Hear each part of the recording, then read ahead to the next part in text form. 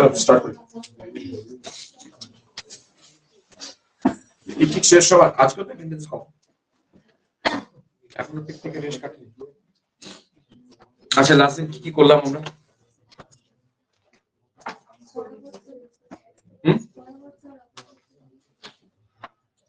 Reversible irreversible দিয়ে শেষ করছি। আচ্ছা না কি কি পড়েছিলাম প্রথম থেকে? সিস্টেম না, প্রথমে থার্মোডাইনামিক্সে কি কি পড়ি, তারপর তার ড্রব্যাকস কি, তারপর কতগুলো ডেফিনিশন দিয়েছিলাম ছোট ছোট। সিস্টেম, সারাউন্ডিং, সিস্টেমকে সারাউন্ডিং থেকে আলাদা করার জন্য বাউন্ডারি ওয়াল 3 রকমের হয় বলেছিলাম। তার উপর বেস করে সিস্টেম কত রকমের? 3 রকমের। কি কি? Open, closed, isolate. বলো তো ওপেনে কি কি ট্রান্সফার হয়, কি কি হয় না? ওপেনে সব হিট মাস সব ট্রান্সফার। ক্লোজ সিস্টেমে শুধু হিটের ট্রান্সফার হয়, ভরের ট্রান্সফার হয়। তারপরে আইসোলেটেড কোনটাই হয়। তারপর অনেকগুলো প্রসেসের কথা বলেছিলাম, তার মধ্যে একটা ছিল আইসোথার্মাল। কি ছিল আইসোথার্মাল? Temperature constant. তারপরে ছিল অ্যাডিয়াবেটিক,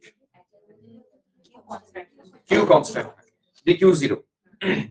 তারপরে isobaric, p constant. Isochoric, v constant. তারপরে পড়েছিলাম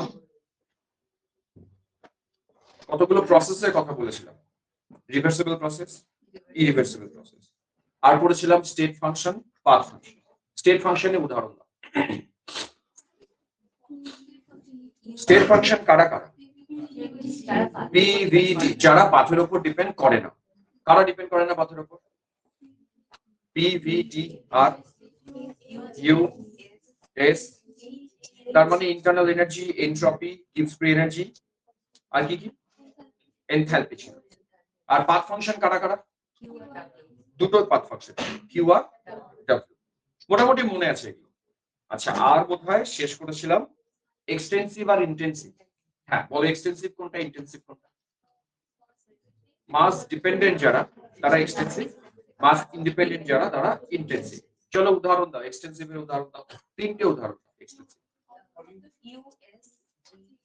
তার মানে যে কোনো রকমের এনার্জি। আর ইন্টেন্সিভ টেম্পারেচার, ডেনসিটি, প্রেসার। ওকে আজকে ওদের মধ্যে একটা এক্সটেন্সিভ নিয়ে আলোচনা শুরু করি, নাম ইন্টারনাল এনার্জি। চলো খাতা খোলো, দেখবে ইন্টারনাল এনার্জি আমি ব্র্যাকেটে না দুটো সিম্বল দিয়েছি, একটা ই আর একটা ইউ। কোন কোন বইতে ইন্টারনাল এনার্জি ইউ লেখা থাকে, কোন কোন বইতে ই লেখা থাকে। যেটা তোমাদের বইতে থাকবে সেটা দিয়ে কাজ করবে। প্রথমে দেখো ইন্টারনাল এনার্জি ইকুয়েশনে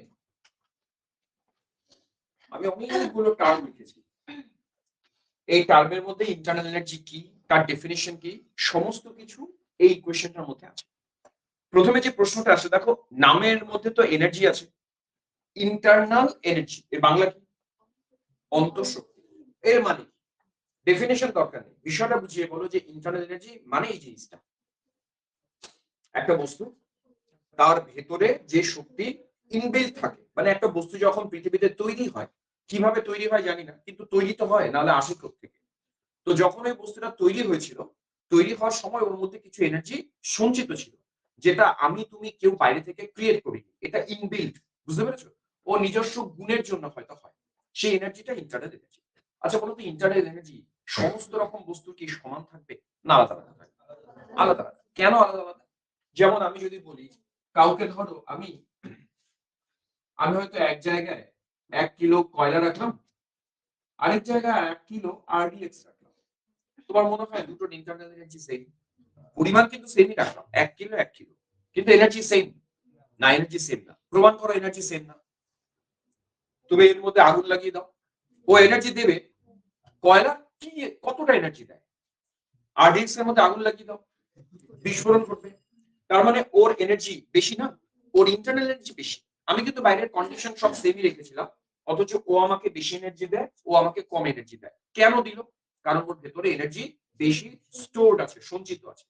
আবার একই রকম ভাবে আমি যদি কয়লা 1 কিলোর জায়গায় 2 কিলো কয়লা নিই, কে তোমায় বেশি এনার্জি দেবে? 2 কিলো কয়লা। না আমি বলছিলাম আরডিএক্স এর সাথে তুলনা তো হয়ে গেল, আরডিএক্স এর এনার্জি বেশি, 2 কিলো কয়লা। তো মাসের উপর ডিপেন্ড করে, ওই জন্য এক্সটেন্সিভ। মাসের উপর ডিপেন্ড করে বলে এক্সটেন্সিভ। আর এই দুটোর মধ্যে যদি কম্পেয়ার করি, ওর ইন্টারনাল এনার্জি বেশি। এবার আমার জানতে হয় কেন বেশি, কি কারণের জন্য ওর এনার্জি বেশি, ওর এনার্জি কম। তার মানে সিস্টেম পাল্টালে ওদের ইন্টারনাল এনার্জি পাল্টায় নিজস্ব কিছু গুণাগুণের জন্য। সেই গুণাগুণগুলো এখানে পরপর পরপর লেখা আছে যে ইন্টারনাল এনার্জি আসে কোত্থেকে। মেইনলি 4-5টা পয়েন্ট আছে। তুমি দেখবে প্রথমে আমি এইটার কথা বলি আগে। এখানে একটা টার্ম লেখা ইউটি, এখানে একটা টার্ম লিখেছি আমরা ইউটি। ইউ মানে তো ইন্টারনাল এনার্জি, সাফিক্সে যেটা লিখেছি টি, টি মানে ট্রান্সলেশনাল মোশন। আমরা সিস্টেমের বা মলিকিউলসে তিন রকম মোশনের কথা বলি। একটাকে বলে ট্রান্সলেশনাল মোশন, ভাইব্রেশনাল মোশন আর রোটেশনাল মোশন। চলো রিপিট করো, তিনটে মোশন কি কি বললাম? ট্রান্সলেশনাল মোশন, ভাইব্রেশনাল আর রোটেশনাল। ট্রান্সলেশন মানে জানো, একটা বস্তু যদি এক জায়গা থেকে আরেক জায়গায় যায়, যেটা গ্যাসের ক্ষেত্রে সবচেয়ে বেশি, লিকুইডের ক্ষেত্রে কম, সলিডের ক্ষেত্রে একদম কম, ওই মোশনের নাম ট্রান্সলেশনাল। ওই মোশনের জন্য সিস্টেমে এনার্জি থাকে, যার এই মোশন যত বেশি তার এনার্জি তত বেশি। তাহলে ইউটি এটা কি নাম? ট্রান্সলেশনাল মোশনের জন্য ইন্টারনাল এনার্জি। তারপর দেখবে লেখা আছে ইউআর। ইউআর মানে রোটেশনাল মোশন, পার্টিকেল গুলো ঘুরে, তার জন্য ওর মধ্যে এনার্জি থাকে, ওটা রোটেশনাল মোশন। আর এখানে লেখা আছে ইউভি, এর নাম ভাইব্রেশনাল মোশন। তোমাদের বইতে মেইনলি এই তিনটে মোশনের কথাই বলা আছে। ওরা বলছে ইন্টারনাল এনার্জি তিন রকম মোশনের জন্য সিস্টেমের মধ্যে তৈরি হয়। কি কি মোশন? একটা ট্রান্সলেশনাল, রোটেশনাল, ভাইব্রেশনাল। এছাড়া আরো অনেক এনার্জি সোর্স আছে, আমি সবই লিখেছি। যেটা মনে রাখা সম্ভব করব, মনে না রাখতে পারলে এই তিনটে তো সম্ভবই, তিনটে এখনই হয়ে গেছে। কি কি মোশন? Rotational, translational, vibrational. এই বাদে কি আছে? এই বাদে এখানে লেখা আছে ইউবি। আমি করেছি কি সবগুলোর মান এখানে লিখে দিয়েছি, বাড়িতে শুধু পড়বো আমরা। দেখো ইউবি কি লিখেছি? Bond energy. বন্ড তৈরি হলে সিস্টেমের ভেতরে এনার্জি সঞ্চিত হয়, বুঝলে? আমরা এরকম পড়িয়েছিলাম না, বন্ড ভাঙতে গেলে এনার্জি দিতে হয়, বন্ড তৈরি হলে এনার্জি, এনার্জি কি হয়? রিলিজ হয়, ওইটাই ওর মধ্যে সঞ্চিত থাকে। মানে মনে করো মলিকিউলস গুলো, অ্যাটমস গুলো জুড়ে জুড়ে বন্ড বানাচ্ছে, ওই এনার্জি রিলিজ করে, ওইটা ওর মধ্যে সঞ্চিত থাকে অ্যাজ এ ইন্টারনাল এনার্জি, পরে প্রয়োজনের সময় কাজে লাগাবে। তারপর একটা ইউই কি লিখেছে দেখো, ইলেকট্রনিক এনার্জি। নামটা ইলেকট্রনিক এনার্জি, পাশে ডেফিনিশন বলা, which is the sum of energies of occupied energies না, occupied orbital হবে, আমি টাইপে ভুল করছি, occupied orbital। আমরা দেখবে কেমিক্যাল বন্ডিং এ মলিকিউলার অরবিটাল পড়িয়েছিলাম। অক্সিজেনের যদি এমো ডায়াগ্রাম করতে বলি, পারবো করতে? অক্সিজেনের এমো ডায়াগ্রাম দেখবে এরকম করা ছিল, sigma 1s, sigma star 1s, মনে আছে? তো এই অরবিটাল গুলোর মধ্যে যদি ইলেকট্রন এসে বসে, তাহলেও সিস্টেম এনার্জি রিলিজ করে, ওইটা ওর মধ্যে সঞ্চিত থাকে, ওটাকে আমরা বলছি ইলেকট্রনিক এনার্জি। অর্থাৎ ইলেকট্রন অরবিটালে প্রবেশ করবে, তার জন্য সিস্টেম এনার্জি রিলিজ করবে, ওইটাও ওর মধ্যে সঞ্চিত থাকে। আর কি, এটা এই মুহূর্তে বুঝবে না, জিরো পয়েন্ট এনার্জি উঁচু ক্লাসে বুঝবে, আপাতত শুধু নামটাই জানা থাক, জিরো পয়েন্ট এনার্জি। আর আরেকটা ইউএনইউসি, এটাকে বলে energy due to interaction between nuclei, মানে নিউক্লিয়াসের মধ্যে ইন্টারাকশনের জন্য এনার্জি উৎপন্ন হয়, এটাও সঞ্চিত থাকে। এই এতগুলো এনার্জি সোর্স, ইন্টারনাল এনার্জি, এগুলো যদি পারো মনে রাখবে সবগুলোই, আর না পারলে অ্যাটলিস্ট তিনটে তো মনে রাখবেই। দেখি কার কার মনে আছে কি কি সোর্স? রোটেশনাল, ট্রান্সলেশনাল, ভাইব্রেশনাল, তিনটে মুখস্থ হয়ে গেছে। দেন আর কি কি আছে? Bond energy, electronic energy, zero point energy, আর একটা নিউক্লিয়ার এনার্জি। সম্ভব মনে রাখা? তাহলে ইন্টারনাল এনার্জির সংজ্ঞা যদি পরীক্ষা আসে, এগুলো থেকে বানিয়ে বানিয়ে দিও। যে সিস্টেম যখন তৈরি হয় তখন কিছু কিছু পার্টিকুলার মোশন হোক, বিভিন্ন রকমের সোর্সে ওর মধ্যে এনার্জি সঞ্চিত থাকে, ওটাই ইন্টারনাল এনার্জি। প্রকাশ কি দিয়ে করি গো ইন্টারনাল এনার্জিকে? ইউ। এখন ইন্টারনাল এনার্জি সম্পর্কে অনেক গুরুত্বপূর্ণ তথ্য এক এক করে জানি আমরা। আমি এখানে হেডিংটা এইভাবে করেছি, ইম্পর্টেন্ট পয়েন্টস, এগুলো থেকে প্রশ্ন আসবে। প্রথম পয়েন্ট, ইন্টারনাল এনার্জি একটা এক্সটেন্সিভ প্রপার্টি। দেখো কথাটা আমি একটু আগে বলেছি যে ও মাসের উপর ডিপেন্ড করে, করে না করে না? করে। কি করে প্রমাণ করবে মাসের উপর ডিপেন্ড করে? আমি একটু আগে বললাম 1 কিলো কয়লা নাও আর 2 কিলো কয়লা নাও, তো এনার্জি কার বেশি? 2 কিলো কয়লা। তার মানে মাসের উপর ডিপেন্ড করে, ওই জন্য এক্সটেন্সিভ প্রপার্টি। তোমরা এইভাবে গুছিয়ে বলবে যে যে প্রপার্টি মাসের উপর ডিপেন্ড করে এটা এক্সটেন্সিভ, আর যেহেতু ইন্টারনাল এনার্জি এনার্জি, তো এনার্জি তো মাসের উপর ডিপেন্ড করবে, মাস বাড়ালে এনার্জি বাড়বে, ওই জন্য এক্সটেন্সিভ। 2 নম্বর পয়েন্ট, এটা একটা স্টেট ফাংশন। এটা আমরা আগের দিন বলেছিলাম, ইন্টারনাল এনার্জি স্টেট ফাংশন। এবং তোমরা জানবে যারা স্টেট ফাংশন হয়, আমি যদি বলি তাদের পরিবর্তনকে ক্যালকুলেট করব, বলতো পরিবর্তন কি করে ক্যালকুলেট করব? এটা ক্যালকুলেট হবে u2 - u1। যে কোনো স্টেট ফাংশন তার পরিবর্তন u2 মাইনাস u1 দিয়ে হবে। আচ্ছা আরেকটা প্রশ্ন জিজ্ঞেস করি, যদি আমি কাউকে বলি আচ্ছা u যদি ফাংশন হয় p আর v এর, u যদি ফাংশন হয় p আর v এর, এই u স্টেট ফাংশন বলেছি, তাহলে ওর পরিবর্তন যেটাকে আমরা du বলবো, বলতো এটা এক্সাক্ট না ইনএক্সাক্ট ডিফারেন্সিয়াল? আগের দিন এই নিয়ে দু চারটা আলোচনা বলেছিলাম। Exact differential. বা যদি বলি পারফেক্ট না ইমপারফেক্ট ডিফারেন্সিয়াল? পারফেক্ট। স্টেট ফাংশনের পরিবর্তনটা পারফেক্ট হয়। তারপরে আমরা একটা থিওরি আগের দিন z x আর y এর ফাংশন নিয়ে শিখিয়েছিলাম, মনে আছে? ঠিক সেম রিলেশন যদি এখানে অ্যাপ্লাই করি, বলতো কি লিখতে পারি আমরা? কে বলছে? গুড বয়, বলো। d2u by dp dv। এটা সমান হবে কার সাথে সমান হবে?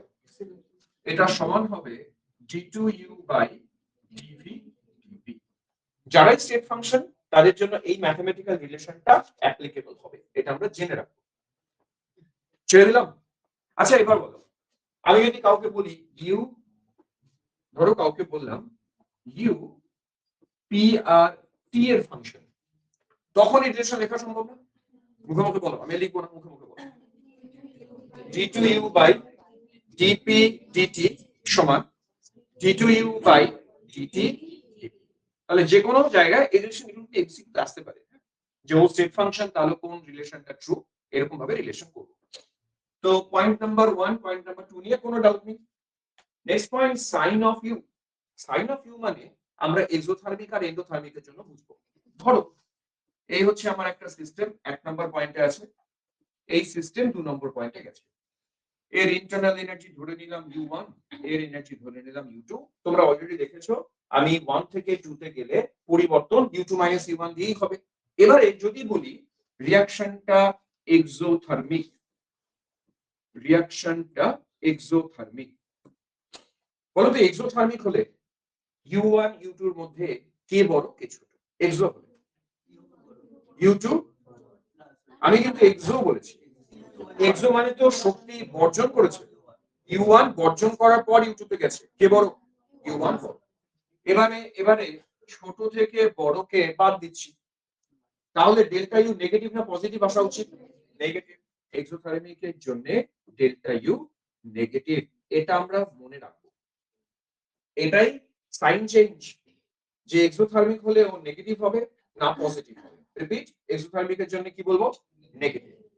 সেম যদি রিঅ্যাকশনটা এন্ডোথার্মিক হতো, তাহলে ডেল্টা ইউ কি হওয়া উচিত? পজিটিভ। এবার বলো ইন্টারনাল এনার্জি চেঞ্জের সাইন কখন কি রকম হবে? এক্সোথার্মিক হলে নেগেটিভ, এন্ডোথার্মিক হলে পজিটিভ। ছাড়বো। নেক্সট আছে delta U for cyclic process, এটা আগে বলেছিলাম জিরো। কে বলো জিরো? হ্যাঁ, বলো তো কেন সাইক্লিক প্রসেসের জন্য ডেল্টা ইউ জিরো? কারণ ওটো স্টেট ফাংশন, স্টেট ফাংশনরা যেখান থেকে শুরু করেছি আবার যদি ঘুরে ঘুরে সেখানে ফিরি, তাহলে ওর প্রাথমিক আর অন্তিম same zero. Delta U cyclic প্রসেসের জন্য লিখে দিলাম জিরো। এই পেজে যে 4টা পয়েন্ট বলেছি, কোনো ডাউট আছে? 4টা পয়েন্ট সামারি করে বলো। ইন্টারনাল এনার্জি সম্পর্কে 4টা পয়েন্ট কি কি জানবো? একটা এক্সটেনসিভ প্রপার্টি, স্টেট ফাংশন, সাইক্লিক প্রসেসের জন্য জিরো, আর এন্ডোথার্মিক এক্সোথার্মিকের সিম্বল জেনে গেছি, ঠিক না? চলো নেক্সট পয়েন্ট, আরো কিছু পয়েন্ট আছে। নেক্সট পয়েন্টে আমি একটা ছোট্ট রিলেশন দেখালাম। এই রিলেশনটা আমরা ডে 3 ক্লাসে প্রমাণ করব থার্মোডাইনামিক্সে যখন সূত্র পড়ব। থার্মোডাইনামিক্সের 3টে সূত্র আমরা পড়ব, first law, second law, third law. আজকে কোনো ল না, এই ইকুয়েশনটা ফার্স্ট ল থেকে প্রমাণ করা যায়, প্রমাণ করিয়ে দেব। আজকে আপাতত মুখস্থ করি ইন্টারনাল এনার্জি সমান Q প্লাস W। Q মানে হিট আর W মানে কি গো? ওয়ার্ক। তার মানে ইন্টারনাল এনার্জি কিসের সাথে সমান? তাপ আর কাজের সাথে সমান। এই দুটোকে যোগ করলে যা হয় ওটাই ইন্টারনাল এনার্জি। প্রমাণটা আমরা পরের দিকে করব। এবারে এই রিলেশন থেকে ছোট ছোট কিছু কাজ আছে। প্রথম কাজ, নিচে আরেকটা ইম্পর্টেন্ট লাইন বলেছে, এই লাইনটা না স্টার্ট টু ডিফার ইনফিনিটি দাও, পরীক্ষা প্রচুর প্রশ্ন আসবে এখান থেকে। লাইনটা মানে বলেছি ফর আইসোথার্মাল প্রসেস। বলো তো আইসোথার্মাল মানে টি কনস্ট্যান্ট, সমস্ত পরিবর্তন কি কনস্ট্যান্ট? টি কনস্ট্যান্ট। আমি লিখেছি পাশে টি কনস্ট্যান্ট। এখানে এই যে কথাটা লিখলাম এটা খুব গুরুত্বপূর্ণ কথা। প্রসেস যদি আইসোথার্মাল হয় তাহলে ডেল্টা ইউ এর মান সবসময় 0 হবে। কারণ বলি, তোমরা পাশে একটা জিনিস লেখো, u is a function of t, এটা লেখো আগে। এর মানে বুঝি u is a function of t মানে টেম্পারেচার পরিবর্তন হলে ইন্টারনাল এনার্জি পরিবর্তন হয়। তাই টেম্পারেচার যদি পরিবর্তন নাই হয়, ওর পরিবর্তন হবে না, ওই জন্য ডেল্টা ইউ 0। এটা বারে বারে মনে রাখো। আইসোথার্মাল প্রসেসে ডেল্টা ইউ কি তাহলে 0। যদি বলে কেন সমস্ত পরিবর্তনে ডেল্টা ইউ 0, কি বলবো? কারণ ও টেম্পারেচারের উপরে ডিপেন্ড করে, ও টেম্পারেচারের ফাংশন। তাই আইসোথার্মালে যেহেতু টেম্পারেচার চেঞ্জ হবে না, এর ভ্যালু 0 হবে। নেক্সট পয়েন্টে আসি। এবারে বলেছি আইসোকোরিক প্রসেস। দেখবে আগের দিন আমরা আইসোকোর কথাটা উচ্চারণ করেছিলাম কয়েকবার। বলো তো কোর মানে কি? কোর মানে আয়তন। তাহলে আইসোকোর মানে কোনটা কনস্ট্যান্ট থাকবে? Volume constant. লিখি এবার। পাশে আমি লিখলাম ভলিউম যদি কনস্ট্যান্ট হয়, দেখা যায় না ডেল্টা ভি 0। তাহলে লিখবো আইসোকোরিক প্রসেসে ডেল্টা ভি 0। এবার খুব গুরুত্বপূর্ণ জিনিস, আমরা উপরে একটা রিলেশন লিখে রেখেছি, ডেল্টা ইউ মানে কিউ প্লাস ডব্লিউ। দেখো ডেল্টা ইউ মানে কিউ প্লাস ডব্লিউ। আজকে আমরা মিনিট 10 বাদেই প্রমাণ করব কাজ যেটাকে বলে না ডব্লিউ, এটা আমি আজকে প্রমাণ করব এটার মান পি ডেল্টা ভি হবে। এটা আপাতত মুখস্থ রাখি, আজকে প্রমাণ করব কাজের মান পি ডেল্টা ভি হবে। এবারে ভাবি কাজের মান যদি পি ডেল্টা ভি হয়, বোর্ডের দিকে তাকিও, আইসোকোরিকের জন্য ডেল্টা ভি 0 বলেছি। ডেল্টা ভি যদি 0 হয় কাজ কত? তাহলে এটাও নোট। এগুলোই কিন্তু থার্মোডাইনামিক্সের জটিলতা, কে কখন 0, কে কখন কনস্ট্যান্ট। যে বললাম আইসোকোরিক, আমি ভলিউম 0 বলেছি, সরি ভলিউম তো 0 না, ভলিউমের পরিবর্তন 0, ডেল্টা ভি 0। ডেল্টা ভি 0 মানে ওয়ার্ক ডান কত? 0। ওয়ার্ক ডান 0 যদি এখানে বসাই, আমরা রিলেশনটা কি পাই? Delta u equals to q না? এটা ইন্টারনাল এনার্জির তাৎপর্য। পরীক্ষা জিজ্ঞেস করবে ইন্টারনাল এনার্জির তাৎপর্য কি, বা এটা কি করে মাপা যায়। এই ইকুয়েশন ও তাৎপর্যকে সিগনিফাই করে। বুঝি? ইকুয়েশনটা মানে আয়তনকে কনস্ট্যান্ট করে একটা সিস্টেম যতটুকু তাপ গ্রহণ করবে বা বর্জন করবে, ওটাই ওর ইন্টারনাল এনার্জি পরিবর্তনের সাথে সমান। আমি এর আগের দিন একটা কথা বলেছিলাম, যারা স্টেট ফাংশন হয়, আজকেও বলি, তাদের অ্যাবসলিউট ভ্যালু ক্যালকুলেট করা যায় না। আমি পিডিএফ এ লিখেওছি কথাটা, তাদের শুধুমাত্র পরিবর্তনকে ক্যালকুলেট করা যায়। কাউকে যদি জিজ্ঞেস করি, আচ্ছা বলো তো ইউ ক্যালকুলেট করা সম্ভব? অ্যান্সার হবে না, ইউ ক্যালকুলেট করা সম্ভব না, ডেল্টা ইউ ক্যালকুলেট করা সম্ভব। যে কোনো স্টেট ফাংশন মাথায় ঢুকিয়ে নাও, পরীক্ষা যদি আসে বা কেউ যদি ভাই ভাই তোমায় জিজ্ঞেস করে যে ইন্টারনাল এনার্জি হোক, এনথালপি হোক, ফ্রি এনার্জি হোক, যাই হোক, যারা স্টেট ফাংশন, তাদের ভ্যালু, এনার্জি বিশেষ করে, তাদের অ্যাবসলিউট ভ্যালু মাপা যাবে না, আমরা পরিবর্তন মাপতে পারি। তাই ইউ মাপবো না ডেল্টা ইউ মাপবো? Delta u. এবার ডেল্টা ইউ কি করে মাপবো, তার ইকুয়েশন এখানে। তোমরা বলবে একটা সিস্টেমের ভলিউম কনস্ট্যান্ট করে দেবো, সেই অবস্থায় ও পরিবেশ থেকে যতটুকু তাপ গ্রহণ করবে বা বর্জন করবে, ওই মানটাই ডেল্টা ইউ এর মানের সাথে সমান। ইকুয়েশন তাই বলে। আমরা এর নিচে ছোট্ট করে ভি লিখে রাখবো, কিউ এট কনস্ট্যান্ট ভি। যদি পরীক্ষা প্রশ্ন আসে ডেল্টা ইউ এর তাৎপর্য কি, চলে অ্যান্সার দাও। তাৎপর্য কি? আয়তনকে স্থির রেখে কোন সিস্টেম পরিবেশ থেকে যতটুকু তাপ গ্রহণ বা বর্জন করবে, সেই মানটাই ওর ইন্টারনাল এনার্জির পরিবর্তনের সাথে সমান। দেখো তো মুখস্থ করা দরকার আছে না? হয়ে গেছে মুখস্থ। আরেকবার, ইন্টারনাল এনার্জির পরিবর্তন কিভাবে মাপবো? আয়তনকে স্থির রেখে কোন পদার্থ বা বস্তু বা সিস্টেম, যাই বলি, পরিবেশ থেকে যতটা তাপ গ্রহণ করবে বা বর্জন করবে, তার মান ইন্টারনাল এনার্জি পরিবর্তনের সাথে সমান। কোনো ডাউট এটুকু নিয়ে নেই। এবার ছোট ছোট দু তিনটে প্রশ্ন দেখো, কিরকম প্রশ্ন আছে। প্রশ্নটা হচ্ছে, এটা বোর্ডসের জন্য দিয়েছি, ফর বোর্ড লিখলাম। অবশ্যই কিন্তু বোর্ডসের কোশ্চেনগুলো করবে। আচ্ছা আগের দিন যে কোশ্চেনগুলো লিখেছিলাম, করেছো বাড়িতে? শিওর শিওর করবে, কিন্তু নিজ দায়িত্বে করবে। হ্যাঁ, সবার একটা জিনিস বলছো, এতজনের খাতাকে আমি চেক করতে পারবো? দেখো দেখাও দেখাও তুমি করেছো কিনা, সম্ভব না। তো নিজের দায়িত্বগুলো করতে হবে। যে করবে না, রেজাল্ট খারাপ হবে। না বলছে অন্তঃশক্তি যে একটি অবস্থার অপেক্ষক, তা উদাহরণের সাহায্যে বুঝিয়ে দাও। কোশ্চেনটা পরিষ্কার, মানে কি ইন্টারনাল এনার্জি স্টেট ফাংশন, তা এক্সাম্পলের সাহায্যে বোঝাও। আমরা বলেছিলাম স্টেট ফাংশন, বারে বারে বলেছি, কিন্তু উদাহরণ দিয়ে বোঝাতে বলছি। তার জন্য আমি কি করেছি, এই পুরোটা আমরা বাড়িতে পড়বো। আমি ছোট্ট একটা এক্সাম্পল দিই। আমি করেছি কি, প্রথমে কার্বন আর অক্সিজেনের বিক্রিয়ায় কার্বন ডাই অক্সাইড বানিয়েছি। তোমরা সবাই জানো এই বিক্রিয়া এক্সোথার্মিক না এন্ডোথার্মিক? এক্সো। কি করে বুঝলাম এক্সো? আমি যে বলিনি, দহন, যে কোনো রকমের দহন বিক্রিয়া এক্সোথার্মিক হতেই হবে, এটা এক্সোথার্মিক। তার মানে এই বিক্রিয়ায় তাপ উৎপন্ন হবে। আমি ধরে নিলাম এই বিক্রিয়ায় তাপ উৎপন্ন হয়েছে, আমি ধরে নিলাম সুবিধার জন্য 100 ক্যালোরি তাপ উৎপন্ন হয়েছে। যেটা যেটা সিম্বল কি দেওয়া উচিত, মাইনাস না প্লাস? মাইনাস। কেন মাইনাস? কারণ এনার্জি উৎপন্ন হয়েছে। তা আমি না প্লাস মাইনাসটা লিখলাম না সুবিধার জন্য, আমি ধরলাম সিস্টেম 100 ক্যালোরি তাপ উৎপন্ন করেছে এই প্রসেসে। এবারে আমি প্রসেসটাকেই পাল্টালাম, এখানে কার্বন ডাইঅক্সাইড তৈরি করেছি এক ধাপে, এবারে কার্বন ডাইঅক্সাইড দুটো ধাপে তৈরি করব। তাই আমি প্রথমে কার্বনকে হাফ মোল অক্সিজেনের সাথে বিক্রিয়া করিয়ে কার্বন মনোক্সাইড বানালাম, তারপরে কার্বন মনোক্সাইডকে আবার হাফ মোলের সাথে বিক্রিয়া করিয়ে কার্বন ডাইঅক্সাইড করলাম। এবার ভাবো, আমার ইনিশিয়াল স্টেট আর ফাইনাল স্টেট দুটো জায়গায় সেম না? ইনিশিয়াল স্টেট আমি শুরু করেছিলাম কার্বনকে নিয়ে, আমি পৌঁছেছি কিন্তু কার্বন ডাইঅক্সাইডে, প্রথমবার এক ধাপে পৌঁছেছি, পরেরবার দুটো ধাপে পৌঁছেছি। এবার দেখা যাবে দুটো ধাপেই শক্তি রিলিজ হবে। হয়তো দেখা গেল প্রথম ধাপে শক্তি রিলিজ হলো 40, পরের ধাপে শক্তি রিলিজ হলো 60, কিন্তু দুটো ধাপ মিলিয়ে দেখেছো কত শক্তি রিলিজ হলো? 100। তার মানে আমাদের বক্তব্য এটা মিলবে। এটা শুধু ওর জন্য না, এটা সমস্ত রিঅ্যাকশন। মানে আমার বক্তব্য, তুমি সেম রিঅ্যাকট্যান্ট সেম প্রোডাক্ট বানাও, পাঁচ আলাদা আলাদা করো, দুটো স্টেপ, তিনটে স্টেপ, চারটা স্টেপ, যাই করবে, কিন্তু মোট শক্তির পরিবর্তন আর এখানে দুটো ধাপ মিলিয়ে মোট শক্তির পরিবর্তন, এই দুটো অবশ্যই সমান হবে। এটাই প্রমাণ করে যে স্টেট ফাংশন। স্টেট ফাংশন জন্যই আমি ইনিশিয়াল আর ফাইনালকে সেম রেখেছি, পাথ পাল্টেছি কিন্তু মান পাল্টাইনি। দুটো জায়গায় ভ্যালু 100 100, এখানে ভ্যালু কিন্তু 100 100 না, এখানে এক্সাক্ট ভ্যালু দিয়ে কথাটা বলা আছে। আমি এক্সাম্পলের সুবিধার জন্য তোমাদের 100 100 দিয়ে বোঝালাম। তাহলে স্টেট ফাংশন ইন্টারনাল এনার্জি, তার প্রমাণ কি? কিভাবে করব প্রমাণ?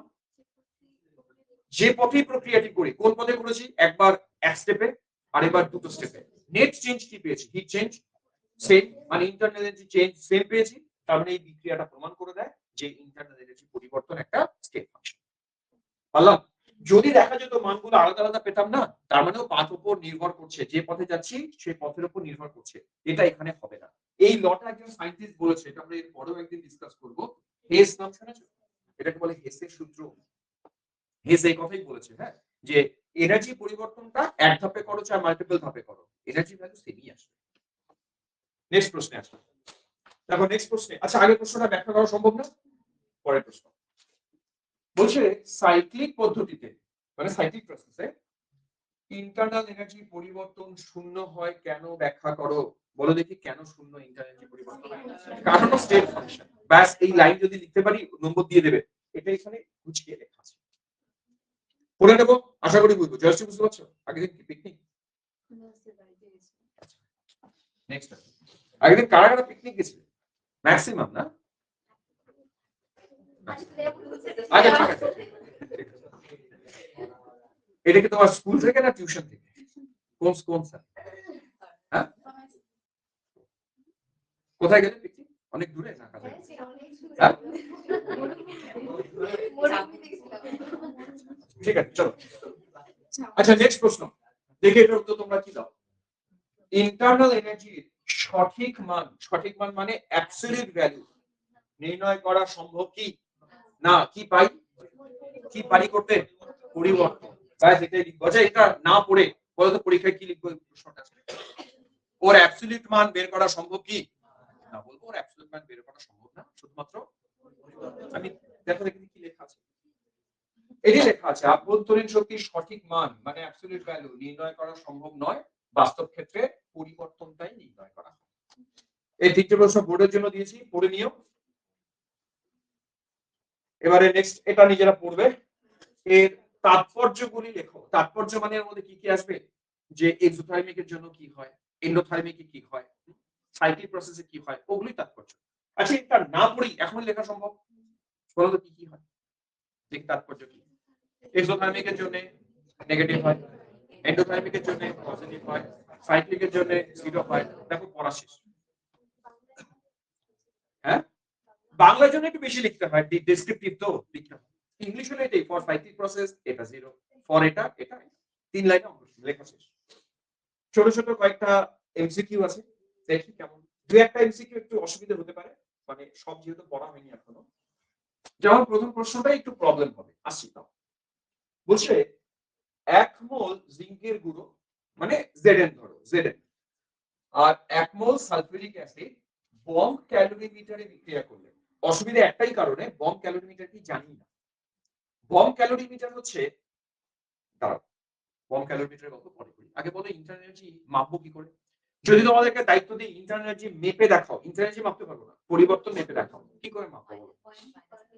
হ্যাঁ হ্যাঁ, সে তো বুঝলাম, কিন্তু মাপবো কি করে, প্র্যাকটিক্যালি কি করে মাপবো ইন্টারনাল এনার্জি পরিবর্তন? আমি কিন্তু একটু আগে বলেছি, হিন্টস দিয়েছি, তাপ যতটা বর্জন বা গ্রহণ করে, কখন কখন, যখন আয়তন কনস্ট্যান্ট, যশস্বী বলছে কথাটা। আমি এটাই শুনতে চাইছিলাম যে তোমরা বলো যে স্যার আয়তনকে কনস্ট্যান্ট করে দিই, কনস্ট্যান্ট করে হিটের পরিবর্তন মাপি। তার মানে আমরা এমন একটা এক্সপেরিমেন্টাল সেটআপ বানাবো যেখানে আয়তন কনস্ট্যান্ট থাকে, ঠিক না? তারপরে ওর মধ্যে রিঅ্যাকশন করিয়ে দাও, দেখবো কতটা শক্তি বর্জন করলো বা গ্রহণ করলো, ওটাই ওর ইন্টারনাল এনার্জি পরিবর্তনের মান। বম ক্যালোরিমিটার এই কাণ্ডটাই করে। বম ক্যালোরিমিটার এমন একটা মেশিন যেখানে আয়তন কনস্ট্যান্ট থাকে। তাই মাথায় ঢোকাও, বম ক্যালোরিমিটার কি জিনিস? একটা মেশিন, যে মেশিনে কি করা থাকে, আয়তন কনস্ট্যান্ট থাকে। আর কোনোদিন ভুলবো, রিপিট করো, বম ক্যালোরিমিটার কি জিনিস? যেখানে মেশিন একটা, যেখানে আয়তনকে কনস্ট্যান্ট রাখা হয়। এবার মজার ব্যাপার, আয়তন যদি কনস্ট্যান্ট থাকে, ভাবো এক বছর এইমস এসছে, যদিও বহু বছর আগে এইমস এসছে, তা এখন তো আর এইমস নেই। যেহেতু আয়তন কনস্ট্যান্ট, আমরা বলবো ডেল্টা ভি ইকুয়ালস টু কত? তাড়াতাড়ি, এতক্ষণ কেমন লাগলো, বলার সঙ্গে সঙ্গে অ্যান্সার আসবে। আয়তন কনস্ট্যান্ট, ডেল্টা ভি জিরো, সঙ্গে সঙ্গে আমার নেক্সট প্রশ্ন, ডব্লিউ ভ্যালু কত? তার মানে বম ক্যালোরিমিটারে কাজ হয় না, delta V zero, W zero. আমার প্রশ্নে এটা একটা প্রশ্ন ছিল, ডব্লিউ ভ্যালু কত হয়? কত হয়? ডব্লিউ ভ্যালু জিরো হয়। মজার ব্যাপার। দেন অপশন চারটার মধ্যে কোন অপশন বাতিল? বাতিল করতে হবে, বি আর ডি। দেখো এমসিকিউ এভাবেই সলভ করতে হয়, ক্লু দেখে দেখে অপশন বাতিল করে দাও। দুটো অপশন বাতিল পড়ে থাকলো, দুটো অপশন, এখানেও কাজ জিরো, এখানেও কাজ জিরো, এই দুটোর মধ্যে যে কোনো একটা। এখন বুঝি এটা লেস দেন জিরো মানে তাপ বর্জন করেছে, এক্সো, আর এটা এন্ডো। ব্যাস, আমার শুধু এখন এইটুকু বুঝতে হবে জিঙ্ক আর H2SO4 এর মধ্যে বিক্রিয়াটা এক্সো নাকি এন্ডো। যদি বিক্রিয়াটা এক্সো হয়, এক নম্বর অপশন সঠিক, যদি এন্ডো হয়, 2 নম্বর, সরি 3 নম্বর সঠিক। এবার গেস করো তো যে H2SO4 অ্যাসিডের মধ্যে জিঙ্ক দিলাম, এক্সো নাকি এন্ডো? এক্সো, অ্যাসিড না, H2SO4 এ যাই দেবে এক্সো, তার দুই একটা বাদ দিই, হ্যাঁ এক্সো। তাহলে অপশন কোনটা কারেক্ট? এ নম্বর। প্রশ্নটা কঠিন ছিল না সোজা ছিল? সোজা মানে যে জানতে হয়, বম ক্যালোরিমিটার না জানলেই কঠিন। কিন্তু আজকের পর থেকে বম ক্যালোরিমিটার যদি আসে, ঘাবড়াবো না, বম ক্যালোরিমিটার মানে আয়তন ধ্রুবক, কাজ হবে না বম ক্যালোরিমিটার। নেক্সট আসি, প্রশ্ন নাম্বার 2।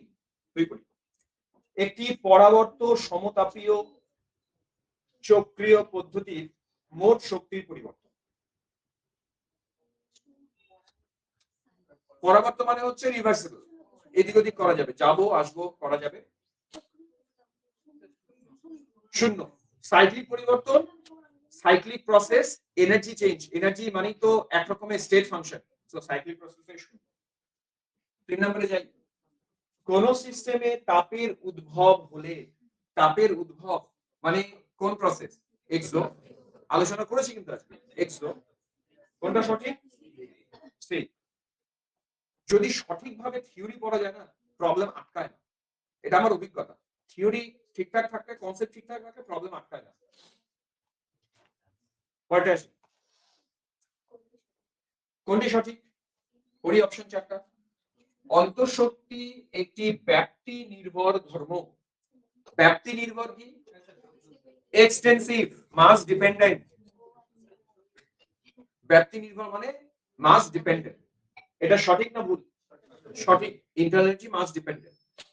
অন্তঃশক্তি একটি ব্যাপ্তি নিরপেক্ষ, উপরেটা সঠিক হলে এটা হয় না সঠিক। অন্তঃশক্তির পরিমাণ কেবলমাত্র অবস্থার উপর নির্ভর করে না, ভুল, ও তো অবস্থার উপর নির্ভর করে না, ইনিশিয়াল আর ফাইনাল উপর নির্ভর করে। অন্তঃশক্তির পরিবর্তন পথের উপর নির্ভর করে, ভুল। হ্যাঁ হ্যাঁ, 5 আসি, কোনটি সঠিক না? আচ্ছা, এটাও আমরা পারবে করতে, আমি ছেড়ে দিলাম, সোজা প্রশ্ন। নেক্সট, আচ্ছা ইন্টারনাল এনার্জি পড়ালাম, কনসেপ্ট দিলাম, কিরকম প্রশ্ন আসতে পারে তাও দেখালাম। এবার তোমাদের কাজ কি হবে? বাড়ি থেকে একটু পড়া, বাড়ি থেকে ম্যাক্সিমাম ইন্টারনাল এনার্জি 15 মিনিট লাগবে পড়তে। 15 মিনিট বইতে কি লেখা আছে পড়ে নাও, ওই রিলেটেড বইয়ে যা প্রবলেম আছে ফটাফট করে ফেলো। পড়ার উপায় কিন্তু এটা, একটা করে টপিক ধরবে, টপিক শেষ করবে। ইন্টারনাল এনার্জি শিখে গেছো না, বাইরে থেকে ওটা পড়ে নেবে, ওর প্রবলেম করে নেবে, ব্যাস কাজ শেষ। নেক্সট আসি হিট। হিট কি জিনিস? তাপ। কি দিয়ে প্রকাশ করি জানো? কিউ। কিউ। এবার বলো তাপ পাথ ফাংশন নাকি স্টেট ফাংশন? পাথ ফাংশন বলে দিচ্ছি আগের দিন। তাহলে আমি এই যদি পাথ ফাংশন হয়, আমি কি লিখতে পারি ডেল্টা কিউ মানে কিউ2 মাইনাস কিউ1? পারি না, ওর পরিবর্তন অন্যভাবে মাপা হবে, সেটা আমরা পরে শিখবো আস্তে আস্তে। প্রথমে আসি সাইন কনভেনশন। সাইন কনভেনশন কি জিনিস? তোমরা একটা ছোট্ট ডায়াগ্রাম আঁকো। এটা হচ্ছে সিস্টেম, আমি নিচে লিখলাম একটা সিস্টেম। সিস্টেম বাদ দিয়ে যা আছে সব হচ্ছে সারাউন্ডিং। এটা সিস্টেম, সিস্টেম বাদ দিয়ে যা আছে বাকি সবই সারাউন্ডিং। এবার তাপের আদান প্রদান দু রকম হবে এখানে, এর বাইরে হবেই না। এক, সিস্টেম তাপ সারাউন্ডিং কে দিতে পারে, আরেকটা হতে পারে সারাউন্ডিং সিস্টেম থেকে তাপ গ্রহণ করতে পারে। এছাড়া তাপের আর পরিবর্তন হয় না। তাহলে তাপের পরিবর্তন কিরকম হতে পারে? সিস্টেম তাপ বর্জন করতে পারে অথবা সিস্টেম তাপ গ্রহণ করতে পারে। থার্মোডাইনামিক্সে, কেমিস্ট্রিতে বিশেষ করে, ফিজিক্সের সাথে আমাদের একটু পার্থক্য হয়। কেমিস্ট্রিতে যে প্রসেসে সিস্টেমের এনার্জি বাড়বে, ভালো করে শুনবে, এটা সবচেয়ে ফান্ডামেন্টাল কনসেপ্ট, গুরুত্বপূর্ণ। যে প্রসেসে সিস্টেমের এনার্জি বাড়বে তাকে আমরা পজিটিভ ধরি, আর যা করলে সিস্টেমের এনার্জি কমবে তাকে আমরা নেগেটিভ। বলো দেখি কি বলবো? যা করলে সিস্টেমের এনার্জি বাড়বে সেটা পজিটিভ, আর যা করলে নেগেটিভ এনার্জি কমবে সেটা নেগেটিভ। এবার ভাবো, ধরো তোমরা সিস্টেম, এই ঘরটা আমাদের সিস্টেম, আমরা শক্তি বর্জন করলাম, সিস্টেমকে দিলাম, বলো তো আমাদের এনার্জি কমবে না বাড়বে? কমবে, ওই এনার্জিটা নেগেটিভ। তার মানে তাপ যদি সিস্টেম থেকে বাইরে বেরিয়ে যায়, ওই তাপটাকে আমরা বলবো নেগেটিভ তাপ, আর বাইরে থেকে তাপ যদি সিস্টেম গ্রহণ করে ওই তাপটাকে বলবো পজিটিভ। কেন দরকার এটা জানা? অঙ্ক ধরো এরকম দিল, আমি একটু পরে অঙ্ক দেখাবো তোমাদের, সাহেব বুঝেছো? ধর আমি বললাম যে আমার একটা সিস্টেম 500 ক্যালোরি তাপ বর্জন করেছে, এই 500 সামনে -500 না +500 বসবে? -500। বুঝে গেছো? কেউ 300 ক্যালোরি তাপ গ্রহণ করেছে, কি বসবে? +300। ব্যাস, সাইন কনভেনশন এইটুকুই। কঠিন না সোজা? এইটুকু জানার মানে খামতির জন্য পরীক্ষার প্রবলেম ভুল হয়ে আসবে, তুমি বুঝবেই না কোনটা নেগেটিভ এনার্জি কোনটা পজিটিভ এনার্জি, কনসেপ্ট এইটুকু। তারপরে পয়েন্ট লিখেছি Q is not a state function, আমি অলরেডি বলে দিয়েছি। Q is an extensive property, energy তো না, হিট এনার্জি, ওই জন্য এক্সটেন্সিভ প্রপার্টি, ছেড়ে দিলাম। নেক্সট, সবচেয়ে গুরুত্বপূর্ণ আজকের আলোচনার মধ্যে, start to the point infinity, কাজ, ওয়ার্ক। দেখো হেডিং করো ওয়ার্ক। কাজ কাকে বলে গো? সংজ্ঞা দাও, কাজের সংজ্ঞা দাও। কোন বস্তুর উপর বল প্রয়োগ করলে যদি বলের প্রয়োগ বিন্দুর সরণ হয় তবে তাকে কাজ করে। আমি কাজের ছোট্ট একটা ফর্মুলা এখানে লিখে রেখেছি, ওয়ার্ক মানে F ইনটু S। থার্মোডাইনামিক্সে এখানেও সাইন কনভেনশনের গল্প আছে। এই গল্পটা জানার জন্য একটা ছোট্ট তোমাদের ছবি দেখাই। থার্মোডাইনামিক্সে কি ধরনের কাজ হয়? দেখো কাজ তো অনেক হয়, মেকানিক্যাল ওয়ার্ক, কত রকমের কাজ হয় জানো? কত রকমের কাজ হয়? No idea? আচ্ছা ঠিক আছে, আসি। থার্মোডাইনামিক্সে যে কাজ আমরা মেইনলি করি সেটা হচ্ছে গ্যাসের আয়তন সংকোচন প্রসারণ নিয়ে কাজ। তো এটাকে অ্যাকচুয়ালি বলা হয় প্রেসার ভলিউম ওয়ার্ক। কেন বলে কাজটা আমরা এক্সাম্পল দিয়ে বোঝাবো। তোমরা একটা ছোট পিস্টন আঁকো প্রথমে। পিস্টন এঁকে পিস্টনের ভিতরে আমি কিছু গ্যাস রাখলাম, যে গ্যাসের প্রেসার, ভলিউম আর টেম্পারেচার মেনশন করলাম। দেখো কাজ কিভাবে হবে, তোমরা বয়েজ ল পড়েছো, আয়তন সংকোচন প্রসারণ কিভাবে হয় দেখাই। আচ্ছা ধরা যাক পিস্টনটা এই জায়গায় ফিক্সড রাখতে চাই, কি কন্ডিশন করলে পিস্টন যেখানে আছে ওখানেই থাকবে? প্রেসার যদি ইকুয়াল করি, কোন কোন প্রেসার? ভেতরের প্রেসার আর বাইরের প্রেসার। আমি ধরে নিলাম ভেতরের প্রেসার P1 আছে, তাহলে এই মুহূর্তে বাইরের প্রেসার অবশ্যই P1 থাকা দরকার, তাহলে কাজ কেউ করবে না, পিস্টন এই জায়গায় ঠিক।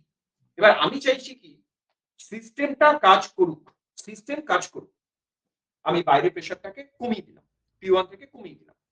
যেই বাইরের প্রেসার আমি রিলিজ করব, পিস্টনটা কোন দিকে যাবে? উপরের দিকে। গ্যাসের আয়তন বাড়বে না কমবে? বাড়বে। আমরা এটাকে বলি এক্সপানশন অফ গ্যাস, গ্যাসের সম্প্রসারণ। এই অবস্থায় গ্যাস নিজে কাজ করে। আমরা এটাকে বলি, তোমরা ইংলিশে লেখো কথাটা, work done by the gas. যখনই গ্যাস নিজে কাজ করবে, তোমরা লক্ষ্য করেছো আয়তন বাড়বে, আমরা এটাকে বলবো এক্সপানশন। এবার কথাটা দুভাবে বলি। যদি কখনো দেখো গ্যাসের আয়তন বেড়েছে, তার মানে এক্সপানশন হয়েছে, বলতো কাজটা কে করেছে? গ্যাস। উল্টো কথা বলি, উপরে দিলাম চাপ, চাপ দিলে আয়তন সংকোচন করবে, আমরা এটাকে বলি কম্প্রেশন। এই কাজটা সিস্টেমের উপরে করা হয়, work done on the system. কাজ দু রকমেরই হয়, একটা work done by the system, work done on the system. তাহলে আরেকটা কাজ work done on the system, এটাকে আমরা বলবো এক্সপানশন না কম্প্রেশন? কম্প্রেশন। কাজ মূলত দু রকম। বলো কাজ কি রকম? দু রকম। কি কি? সিস্টেমের উপরে কাজ, সিস্টেম দ্বারা কাজ। এক্সপানশন আর কম্প্রেশন। কম্প্রেশন কোনটা? সিস্টেমের উপরে যদি কাজ করি। আর এক্সপানশন কি? সিস্টেম যখন নিজে কাজ করে। এই মাথায় ঢুকেছে না? এটা আমি সবার কাছে শুনতে চাই, এটা সবচেয়ে গুরুত্বপূর্ণ জায়গা। আপনারা বুঝতেই পারেন না সিস্টেম কখন কাজ করে, সিস্টেমের উপরে কখন কাজ করা হয়। কে বলবে? সবাই বলতে পারবে? আমি জানি বাইরের প্রেসার যদি আভ্যন্তরীণ প্রেসার কমে যায়, তাহলে স্যার পিস্টনটা উপর থেকে বোঝা যায় যে স্যার যে সিস্টেমটা আছে, সিস্টেমে যে গ্যাসের ফলে সেটা কাজ করেছে, যাকে বলবো আমরা সিস্টেমের দ্বারা কাজ। সিস্টেমের দ্বারা কাজ, যাকে বলা হচ্ছে এক্সপেনশন। আর বাইরের প্রেসার যদি বেড়ে যায়, তাহলে আভ্যন্তরীণ প্রেসার কম হয়ে যাবে, যার ফলে স্যার সিস্টেমের উপর একটা কাজ আসবে, যাকে বলা হচ্ছে কম্প্রেশন। কম্প্রেশন মাথায় ঢুকছে? এটা এক্সপানশন কন্ট্রাকশন বুঝে গেছি, কম্প্রেশন বুঝে গেছি। এখন সিস্টেম যদি নিজে কাজ করে, নিজেদের এক্সপেরিয়েন্সে ভাবি, তোমার প্রচুর কাজ করতে হলো, তোমার এনার্জি কি হবে? কমবে। ব্যাস, এই ওয়ার্ক ডানটা নেগেটিভ, এই ওয়ার্ক ডানটা। সবচেয়ে ইম্পর্টেন্ট জায়গা, কাজ কখন নেগেটিভ হয়, কাজ কখন পজিটিভ হয়। এবার ধারণা ক্লিয়ার? কাজ কখন নেগেটিভ, কখন পজিটিভ? কখন পজিটিভ কাজ? যখন সিস্টেম, আমি বলছি পজিটিভ, সিস্টেমের উপরে কাজ আছে তখন পজিটিভ। আর সিস্টেম যখন নিজে কাজ করবে নেগেটিভ। আবার বলো, সিস্টেম কখন মানে কখন কাজ পজিটিভ, কখন নেগেটিভ? সিস্টেমের উপরে কাজ হবে পজিটিভ, সিস্টেম নিজে কাজ করবে নেগেটিভ। ছাড়বো জায়গাটা। এবার আসি কাজ কি করে হয়। কাজ কি করে হয়? আবার সেই পিস্টন আঁকবো, আবার পিস্টন আঁকো। আজকে অনেকবার কিন্তু পিস্টন আঁকতে হবে, তোমাদের বোধহয় খাতায় একবার আঁকা আছে, তোমাদের ওই এক আঁকাতেই চলবে, আমাকে বারবার আঁকতে। পিস্টন আঁকলাম, P1 V1 T1, ভেতরে গ্যাসের কন্ডিশন আছে, তাই আমি এর উপরে বাইরে থেকে F পরিমাণ বল প্রয়োগ করলাম, বল কিন্তু বলেছে, হ্যাঁ। আর পিস্টনটার এরিয়া ক্রস সেকশন A বললাম, এরিয়া ক্রস সেকশন বুঝলো তো? ক্ষেত্রফল, প্রস্থচ্ছেদের ক্ষেত্রফল। আমি F পরিমাণ বল প্রয়োগ করলাম, প্রস্থচ্ছেদের ক্ষেত্রফল A ছিল, তাতে দেখলাম পিস্টনটা খানিকটা নিচে নামলো, আর এই লেন্থটাকে বলছি ডিএল। ডিএল আসলে এল বলতে পারতাম, ডিএল মানে ছোট ডিসটেন্স, ওটা বোঝানোর জন্য ডিএল বলছি। বলতো পিস্টনের উপরে কি পরিমাণ চাপ প্রয়োগ করা হয়েছে, প্রেসার?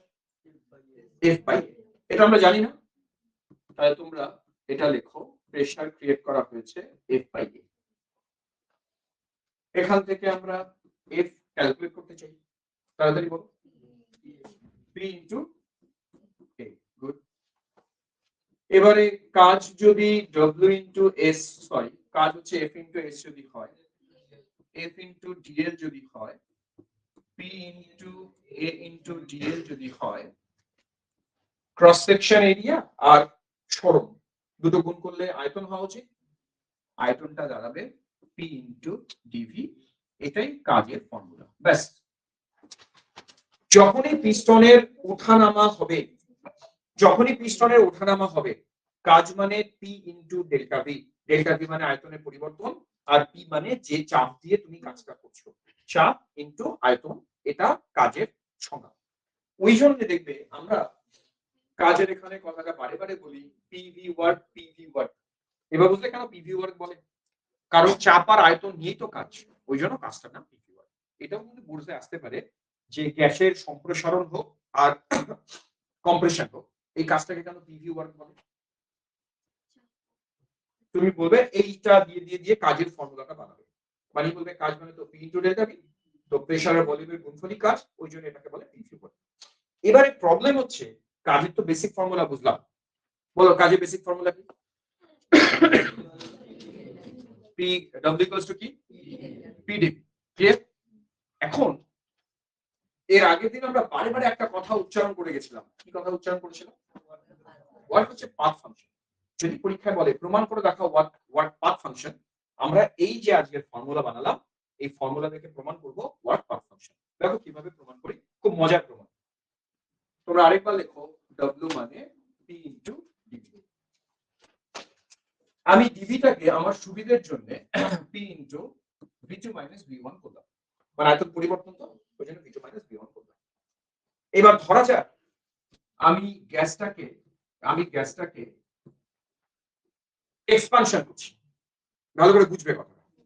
আমি এখানে এক নম্বর কন্ডিশন অ্যাপ্লাই করলাম ফর এক্সপানশন। বলো তো V1 আর V2 এর মধ্যে কে বড় কে ছোট? আমি কিন্তু এক্সপানশন করছি। ইনিশিয়ালি আয়তন ছিল V1, গ্যাসটাকে আমি এক্সপানশন করে V1 থেকে V2 তে নিয়ে গেছি, পিস্টনটা উপরে তুলেছি, কে বড়? V2। হ্যাঁ, কেন V1 বড়?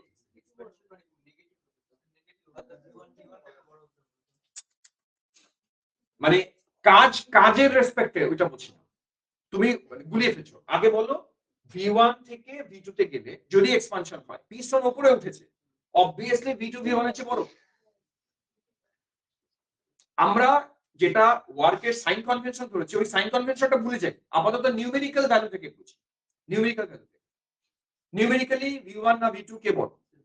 V2 বড় নিউমেরিক্যালি। কিন্তু সাইন কি হবে, কাজের সাইন কি হবে সেটা তো পরে ইস্যু, ওটা অন্য জিনিস। আগে আমরা নিউমেরিক্যালি বলি কি হবে, V2 বড়। এবার V2 যদি V1 এর থেকে বড় হয় তাহলে W এর সিম্বল কি আসা উচিত? নিউমেরিক্যালি, থার্মোডাইনামিক্যালি না, নিউমেরিক্যালি পজিটিভ।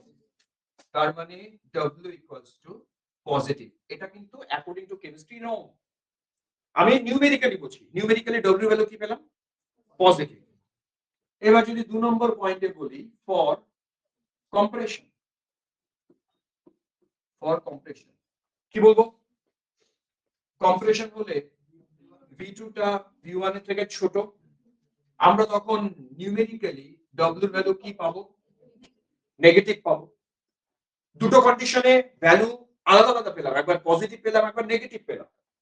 3 নাম্বার কন্ডিশন, এটা সবচেয়ে গুরুত্বপূর্ণ condition, star two the power infinity দাও, বলো for free expansion. Free expansion মানেটা বোঝাই, এটা পরীক্ষায় প্রশ্ন আসে, দেখো ফর ফ্রি এক্সপানশন। ফ্রি এক্সপানশনকে বাংলায় বলে মুক্ত পরিবর্তন। ফ্রি এক্সপানশন মানে উপরের চাপ কিছুই রাখবো না, শূন্য চাপের এগেইনস্টে এক্সপানশন। যদি চাপই না থাকে বলো তো কাজের মান কি হবে? শূন্য। এটা পরীক্ষায় প্রশ্ন আসবে, যদি কখনো বলে মুক্ত পরিবর্তন বুঝবো জিরো প্রেসারের এগেইনস্টে পরিবর্তন, কাজ হবে না, কাজ শূন্য। এবারে ভাবো সেম ফর্মুলা দিয়ে V1 থেকে V2 তে গেছি, তিনটে কন্ডিশনে গেছি। একবার এক্সপানশন করেছি, কাজ পেয়েছি পজিটিভ। কম্প্রেশন করেছি, কাজ নেগেটিভ। ফ্রি এক্সপানশন করেছি, V1 থেকে V2 তে গেছি, কাজ কত পেয়েছি? জিরো। তার মানে ভাবো আমার ইনিশিয়াল আর ফাইনালের জায়গা তো পরিবর্তন হয়নি, শুধু পথ পরিবর্তন করেছি। কন্ডিশন পরিবর্তন করা মানে পথ পরিবর্তন করা, তাতে আমরা আলাদা আলাদা রেজাল্ট পেয়েছি। এটাই প্রমাণ করে যে কাজ হচ্ছে পাথ ফাংশন। পরীক্ষা আসলে আমরা এরকম তিনটে যুক্তি দিয়ে প্রমাণ করব যে কাজ হচ্ছে পাথ ফাংশন। তাহলে কাজ পাথ ফাংশন কি করে প্রমাণ করলাম? এক্সপানশনের সময় পজিটিভ দেখলাম, কন্ট্রাকশনের সময় নেগেটিভ দেখলাম, আর ফ্রি এক্সপানশনে জিরো দেখলাম। প্রমাণ হলো যে ও পাথ ফাংশন। আচ্ছা, এটা যে পজিটিভ নেগেটিভ এটা কিন্তু নিউমেরিক্যালি বারে বলেছি। আমরা যদি থার্মোডাইনামিক্যালি বলি যে এক্সপানশন হলে কাজ সিস্টেম করে, ওর এনার্জি কমে, এই ওয়ার্কডানটা অ্যাকচুয়ালি নেগেটিভ হবে। আমি বোঝার জন্য নিউমেরিক্যাল ভ্যালু নিলাম। এবারে নেক্সট সবচেয়ে ইম্পর্টেন্ট জায়গা, না একদমই না, নিউমেরিক্যাল ভ্যালু দিয়ে ফিজিক্স নিউমেরিক্যাল ভ্যালু দিয়ে করে, থার্মোডাইনামিক্যালি করব। আমরা রেজাল্ট যা বেরোবে বেরোনোর পর লাস্টে লজিক লিখবো। লাস্টে কি লিখবো বলতো? ধরো তুমি ওয়ার্ক ডান এর ভ্যালু একটা বের করলে, এক্সপানশনের সময় ভ্যালুটা পজিটিভ বেরোবে, লাস্টে উত্তর লিখবে যেহেতু এটা এক্সপানশন, কাজ সিস্টেম করবে, তাই সিস্টেমে এনার্জি কমবে, তার জন্য এনার্জি নেগেটিভ। বুঝলাম? দুটো আলাদা করে তোমায় গুছিয়ে লিখতে হবে তখন লাস্টে। নাও নেক্সট এসো, আমরা এবারে কাজ করব আইসোথার্মাল রিভার্সিবল এক্সপানশন। এই জায়গাটা শুরু করার আগে একটা জায়গা হাইলাইট করি। কাজ কাজ আমরা টোটাল 4 রকমের কাজ করব। প্রথম কাজ, টেম্পারেচারকে প্রথমে কনস্ট্যান্ট রাখবো। তোমরা জানো টেম্পারেচার কনস্ট্যান্ট থাকলে প্রসেসটার কি নাম হয়? আইসোথার্মাল। আইসোথার্মাল রেখে এর আন্ডারে দুটো কাজ হবে, একটাকে বলা হবে রিভার্সিবল ওয়ার্ক, আরেকটাকে বলা হবে ইরিভার্সিবল ওয়ার্ক। তারপরে কন্ডিশন পাল্টে আমরা অ্যাডিয়াবেটিক করব, অ্যাডিয়াবেটিকের আন্ডারে আবার রিভার্সিবল ইরিভার্সিবল ওয়ার্ক ডান দেখব। তাহলে কাজ এত বড় কেন বুঝতে পেরেছো? কাজের অনেক রকম কন্ডিশনে অনেক রকম ভ্যালু আসবে, অনেক রকম ফর্মুলা আসবে, সেগুলো এক এক করে আমরা শিখবো। তাহলে আজকে আমরা প্রথম কোনটা শিখতে চাইছি? টেম্পারেচারকে কনস্ট্যান্ট করে তার আন্ডারে রিভার্সিবল করছি। আচ্ছা, কাজ কয় রকমের? 4 রকমের কাজ। গুছিয়ে বলতো কি কি রকমের কাজ? প্রথম কন্ডিশন আইসোথার্মাল, আইসোথার্মালের আন্ডারে reversible irreversible. Second condition adiabatic, তার আন্ডারে রিভার্সিবল ইরিভার্সিবল। আমরা প্রথমে আইসোথার্মাল রিভার্সিবল, ওই জন্য দেখবো উপরে হেডিং করেছি আমি আইসোথার্মাল রিভার্সিবল এক্সপানশন। সবচেয়ে ঝামেলা এগুলোই। যখন একটা প্রশ্ন আসবে, প্রশ্ন পড়ে আমায় বুঝে নিতে হবে এই 4টার মধ্যে কোন কাজ, সেই ফর্মুলা অ্যাপ্লাই করে অঙ্ক হবে। এটাই ছাত্র ধরতে পারে। ছাত্ররা ভাবে কাজ মানে একই ফর্মুলা, না, কাজের আলাদা আলাদা ফর্মুলা, প্রশ্ন অনুযায়ী কন্ডিশন অনুযায়ী বুঝে ফর্মুলা অ্যাপ্লাই করব। আমি সব শেখাবো। তারপর প্রথমে আমি রিভার্সিবল কাজ কিভাবে হবে সেটা নিয়ে একটু আলোচনা করি। আগের দিন তোমাদের একটা বালির উদাহরণ দিয়েছিলাম না? বলতো রিভার্সিবল ওয়ার্ক কিভাবে করেছিলাম মনে আছে? আমরা পিস্টনের উপরে একটা বালির পাত্র রেখেছিলাম, আমি বলেছিলাম উপর থেকে একটা একটা একটা করে বালির দানা সরাবো। কত বছর থেকে সরাবো মনে আছে? 50 বছর ধরে। ওইটাই রিভার্সিবল ওয়ার্ক ডান, তারই ফর্মুলা আজকে বানাবো। কঠিন হবে একটু। আসি, প্রথমে তোমরা আমায় বলো, আমি যদি বলি কাজের ফর্মুলা, বেসিক ফর্মুলা কি ছিল? কাজের basic formula P into D V. Wait, কাজের বেসিক ফর্মুলা ছিল P ইনটু ডিভি। এবারে বাইরের প্রেসার, এই মুহূর্তে ভেতরের প্রেসার যদি P1 হয়, বাইরের প্রেসারও P1 আছে, যেটা ওই বালির যে পাত্র সেটা P1 কে মেইনটেইন করে। আমি এবার এক দানা বালি সরালাম। এবার ভাবো, এক দানা বালি সরানো মানে চাপ কমলো, কিন্তু এক দানা বালির চাপ অনেক বেশি না খুব কম? আমি ধরে নেব ওই চাপের মান ডিপি। এক দানা বালির চাপ কত বললাম? ডিপি। ডিপি মানে তো ক্ষুদ্র চাপ। এবারে ভাবো, এক দানা বালি সরালে চাপ যদি ডিপি পরিমাণ কমে, তাহলে বাইরের চাপ এখন কত আছে? আগে ছিল P1, ডিপি পরিমাণ চাপ কমিয়েছি, এখন চাপ কত? P1 minus DP. এই জন্য পিস্টনটা স্লাইড উপরে উঠবে, আয়তন বাড়বে, আয়তন ধরলাম ডিপি বাড়বে। কাজের ফর্মুলা হবে এবারে বাইরের চাপ P1 মাইনাস ডিপি, তাতে আয়তন বেড়েছে ডিপি। কোনো ডাউট আছে? এটা আমার কাজ, গুণ করে দিই। এটাকে আমি W1 বললাম, কারণ 1 নম্বর স্টেপের কাজ এটা। চলো গুণ করি, P1 D V minus D P D V. Attention, D P খুব বড় টার্ম না ছোট টার্ম? ছোট টার্ম। ডিভি খুব ছোট। দুটো ছোট গুণফল জানো কি হয়? আরো ছোট, নেগলেক্ট করলাম। তার মানে ভ্যালুটা পেলাম P1 ডিভি, ইকুয়েশন নাম্বার 1। তাহলে প্রথম দিন তুমি কাজ করে ফেললে W1 মানে P1 ডিভি। তুমি আবার পরের দিন আরেকটা বালির দানা ফেলে দেবে, পরের দিন আরেকটা বালির দানা ফেলে দেবে। তাহলে পরের দিন আবার ডিপি পরিমাণ চাপ কমালাম। এখন বাইরের চাপ কত? P1 ছিল, দুবার ডিপি কমিয়েছি। কটা বালির দানা ফেলেছো? দুটো, 2 ডিপি। তাতে আয়তন তো ডিপি পরিমাণ বাড়বে, দাও গুণ করে।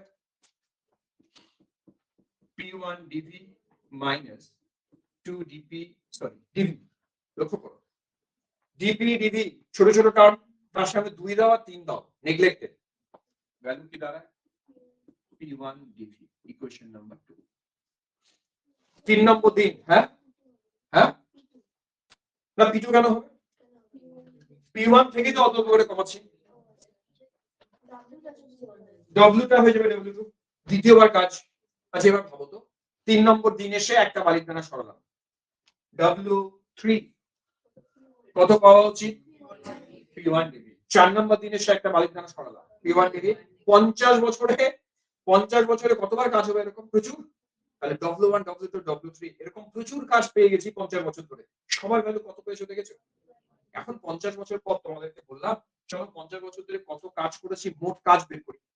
মোট কাজ 50 বছর পর W রিভার্সিবল। বলো কি হবে? P1 DV P1 DV P1 DV 50 বছরের কাজ যোগ করতে হবে। ও কথাটা বলেছে অনেকগুলো অসংখ্য টার্ম যদি ছোট ছোট ছোট অসংখ্য টার্ম থাকে তাহলে যোগ করতে গেলে কিন্তু গাধার মতন লিখে লিখে লিখে যোগ করবো না। আমি যদি বোর্ডে এখন 1 লক্ষ বার P1 DV P1 DV লিখতে চাই হবে? ম্যাথসে এর জন্য একটা টুল দেয়া আছে ইন্টিগ্রেশন।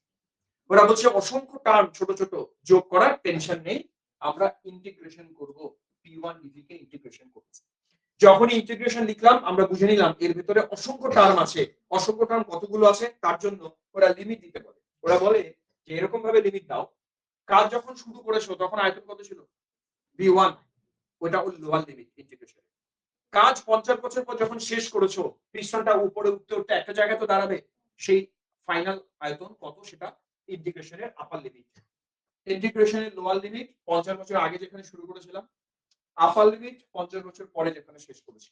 এইটা ইন্টিগ্রেট করলে যা আসবে এটাই কাজের অ্যাকচুয়াল মান। ছাত্ররা এই জায়গাটাই বোঝে না যে রিভার্সিবল ওয়ার্কে ইন্টিগ্রেশন কেন করে। তোমরা বুঝেছো ইন্টিগ্রেশন কেন করে? যদি কাউকে জিজ্ঞেস করি ইন্টিগ্রেশন কেন করলাম রিভার্সিবল ওয়ার্কে, তোমায় বলতে হবে P1 DV এর মান অসংখ্য পেয়েছিলাম কারণ আমি অসংখ্য ধাপে করেছি। আর যদি জিজ্ঞেস করে লিমিটটা এরকম কেন, তার কি ব্যাখ্যা হবে? প্রাথমিক আয়তন যেদিন কাজটা শুরু করেছিলাম V1 ছিল, কাজটা যেদিন শেষ করেছি V2 ছিল, ওই জন্য। এবার এটা ইন্টিগ্রেট করে ফেলি। তার আগে কি করতে চাইছিলাম? V1 V2 থাকলো, আমি একটু ফর্মুলাটা অ্যাপ্লাই করতে চাই। nRT P equals to nRT, এখান থেকে P equals to nRT by V। বুঝলাম না? চলো P এর জায়গায় nRT by V লিখবো। ইন্টিগ্রেশন করা হয়েছে তোমাদের? কার কার ইন্টিগ্রেশন হয়েছে? সেফ একজন ইন্টিগ্রেশন হয়েছে। ও ইন্টিগ্রেশন মধ্যে 12 এ আছে। হ্যাঁ ঠিক আছে, আপাতত আমরা একটু মুখস্থই করব। কনস্ট্যান্ট টার্মের কোনো ইন্টিগ্রেশন হয় না, ওরা বাইরে আসে। হ্যাঁ, ভেরিয়েবলদেরই ইন্টিগ্রেশন হয়। n মানে মূল সংখ্যা, r মানে ধ্রুবক। আচ্ছা বলো তো টেম্পারেচার এখানে কনস্ট্যান্ট না ভেরিয়েবল? কেন? আইসোথার্মাল, সব বাইরে। nRT পুরো টার্মটাই বাইরে। বাকি V1 থেকে V2 dV by V, dV by V এর ইন্টিগ্রেশন হচ্ছে ln V। ln V যারা জানো না তারা একটু মুখস্থ করে নেবে। এটা ln একবারে লিমিট বসিয়ে V1 by V2, ব্যাস এই ফর্মুলা আমাদের মুখস্থ চাই। W রিভার্সিবল এর এই ফর্মুলাটা মুখস্থ চাই। চলো এক্ষুনি মুখস্থ করি। রিভার্সিবল ওয়ার্ক ডান বললে এই ফর্মুলা অঙ্ক করব। চলো মুখস্থ করি আমরা formula. nRT ln V2 by V1, nRT ln V2 by V1। এবার বইতে স্লাইড মডিফাই করেছে ফর্মুলাটা, অ্যাটেনশন দিও। ln এর জায়গায় যদি লগ লিখি সামনে একটা 2.603 টার্ম দিয়ে গুণ করতে হবে, এটা মুখস্থ করব। তাহলে ফর্মুলাটা স্লাইড মডিফাই 2.303 দেন nRT, এটা হয়ে গেল log V2 by V1। কেউ চাইলে ফর্মুলাটাকে এরকমও করতে পারে 2.303 RT log P1 by P2। যখন যেটা প্রয়োজন পড়বে আমরা কাজ করব, অঙ্কে ডেটা দেখে দেখে ডিসাইড করব। এই রিভার্সিবল ওয়ার্ক বুঝলাম। এবার লাস্ট প্রশ্ন আমার, এই যে কাজটা করলাম এই কাজের সিম্বল নেগেটিভ আসা উচিত না পজিটিভ আসা উচিত? তুমি বুঝে নাও কে কাজ করেছে। কে করেছে? সিস্টেম করেছে না? নেগেটিভ না পজিটিভ? সবার লাস্টে অঙ্ক করে দেব নেগেটিভ। এবারে ফিজিক্সের সাথে কেমিস্ট্রি কোথায় পার্থক্য সেটাও ক্লিয়ার করে বলি। তারপর বোর্ডে দিই। যেহেতু কাজটা আমরা এই ফর্মুলার দিকে আসি, এই ফর্মুলা যেহেতু এক্সপানশন হয়েছে, বুঝবে ভালো করে এক্সপানশন হয়েছে, বলো তো V1 আর V2 এর মধ্যে কে বড়? V2 বড়। তাহলে উপরে বড় নিচে ছোট, এই অনুপাতটা একের চেয়ে বেশি। একের চেয়ে বেশি যে কোনো মানে যদি লগ নাও, লগের ভ্যালু পজিটিভই আসবে। বাড়ি থেকে ট্রাই করবে log 2 log 3 log 4, যে কোনো পূর্ণ সংখ্যা মানে একের চেয়ে বেশি সংখ্যা লগ নিলে মানটা কি আসে? পজিটিভ। তো এই টোটাল ভ্যালু যদি পজিটিভ হয় তাহলে নিউমেরিক্যাল ভ্যালু কি আসা উচিত? পজিটিভ। ফিজিক্স ওই জন্য বলে এক্সপানশন ওয়ার্ড পজিটিভ, কারণ ফিজিক্স কিন্তু ওদের জায়গা ঠিক, ওরা ম্যাথমেটিক্যালি বলে যে এক্সপানশন ওয়ার্ড পজিটিভ, কারণ কি v2 v1 এর চেয়ে বড়, তাই লগ ভ্যালু পজিটিভই আসবে। আমরা আবার কেমিস্ট্রি কি বলি, কেমিস্ট্রি বলি ঠিক আছে নিউমেরিক্যাল ভ্যালু আসলো, কাজটা কে করলো এবার সিস্টেম, তাহলে সিস্টেমে এনার্জি কি হবে লস হবে, তার জন্য ওয়ার্ডটা নেগেটিভ। তার মানে ফিজিক্সের থিম হচ্ছে নিউমেরিক্যাল ভ্যালুর উপর, কেমিস্ট্রির থিম হচ্ছে থার্মোডাইনামিক্যাল ভ্যালুর উপর। মানে থার্মোডাইনামিক্স এর কনসেপ্টে কি এনার্জি কমছে, কমলে নেগেটিভ বাড়লে পজিটিভ, ওই জন্য ওয়ার্ডটা নেগেটিভ। তার মানে বিতর্ক নেই, কোনো জায়গায় কোনো বিতর্ক নেই, ওরা নিউমেরিক্যাল ভ্যালুতে বলে আমরা থার্মোডাইনামিক্যাল পার্সপেক্টিভে বলি। কনসেপ্ট ক্লিয়ার না? বলো তো ফিজিক্স আর কেমিস্ট্রিতে কন্ট্রাডিকশন আছে না নেই? নেই, কোনো কন্ট্রাডিকশন নেই। ওরা তো ওদের জায়গা ঠিক, আমরা আমাদের জায়গা ঠিক। আমরা তো নিউমেরিক্যাল ভ্যালু পজিটিভ স্বীকার করলাম, করে বললাম না সিস্টেমে এনার্জি কমলোর জন্য নেগেটিভ দিলাম, ছেড়ে দিই। নেক্সট আসি, সেম কাজ করব এবারে ইরিভার্সিবল ওয়েতে করব। এই রিভার্সিবল ওয়ার্ডের ফর্মুলা বল, N R T ln v2 by v1, আর লগ দিয়ে বললে 303 nRT log v2 by v1। পরে আমরা অঙ্ক দেখাবো। এবার ইরিভার্সিবল সেম কাজ p1 v1 t1 ছিল, এবারে সেই বালির যে পাত্র একটা একটা করে বালির দানা সরিয়েছিলাম, রিভার্সিবল হয়ে গেছিল। বলো তো ইরিভার্সিবল করতে গেলে কি করা দরকার? পুরো বালির পাত্রটাকে সরিয়ে দেওয়া দরকার, তাই না? একটা একটা করে সরালে হবে না, একসাথে বালির পাত্রটা সরিয়ে দিলাম। এবার ভাবো বালির পাত্র যদি একসাথে সরিয়ে দিই তাহলে বাইরের প্রেসারটা একবারে চেঞ্জ হলো, আমরা ওই প্রেসারটাকে অ্যাকচুয়ালি বলি পি এক্সটার্নাল, বাহ্যিক প্রেসার। কোন কোন বইতে এটাকে পি এক্সটার্নাল না বলে P2 বলে দেয়, ওরা বলে বাইরের চাপটাকে আমরা একবারে P1 থেকে সরিয়ে গিয়ে P2 করে দিলাম, তাতে আয়তন V1 থেকে বেড়ে V2 তে যদি যায়, যেহেতু এক স্টেপে করেছি আমরা ইন্টিগ্রেশন করব না, করব না, কেন করব না? এক ধাপে কখনো ইন্টিগ্রেশন করে না, অসংখ্য ধাপে ইন্টিগ্রেশন করে। তাই এখানে কাজের ফর্মুলা, বেসিক ফর্মুলা যা আছে তাই পি ডিভি। এবার এই পিটা কোন পি? বাহ্যিক প্রেসার। বাহ্যিক প্রেসার কত আছে? P2। তাতে আয়তনের পরিবর্তন কত হয়েছে? V1 থেকে V1 শেষ। এটাই ইরিভার্সিবল ওয়ার্ড। ইরিভার্সিবল মজা, ইরিভার্সিবল কোনো ইন্টিগ্রেশন নেই, সিম্পলি P2 * V2 - V1 বাহ্যিক চাপ তার এগেইনস্টে আয়তনের পরিবর্তন, এটাই ইরিভার্সিবল ওয়ার্ড। তাহলে রিভার্সিবল ইরিভার্সিবল ডান না? ফর্মুলাগুলো ভুলবো না কিন্তু, কোনটা রিভার্সিবল কোনটা ইরিভার্সিবল। এবারে আরেকটা মজার জায়গায় আসি, দেখবে একটা টার্ম লিখেছি, এটা এমসিকিউতে আসবে, ডেসক্রিপটিভেও আসবে। রিভার্সিবল ওয়ার্ক সব সময় ইরিভার্সিবল ওয়ার্কের চেয়ে বড়, এটা প্রমাণ করতে বলে, প্রমাণ করো যে রিভার্সিবল ওয়ার্ক ইরিভার্সিবল এর থেকে বড়। আমি ছোট্ট করে একটু প্রমাণটা করে দিই, তোমরা আমার সাথে সাথে স্টার্ট করো। রিভার্সিবল মাইনাস ইরিভার্সিবল,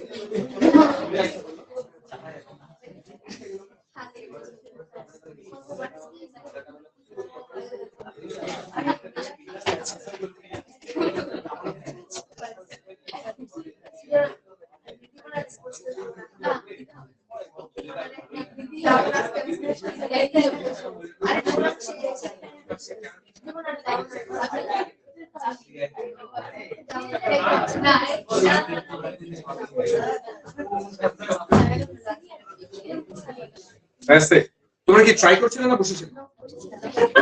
ভাবলাম তোমরা ট্রাই করতে থাকবে। আচ্ছা ঠিক আছে। আর ইউনিভার্সিবলের ভ্যালু লিখি nRT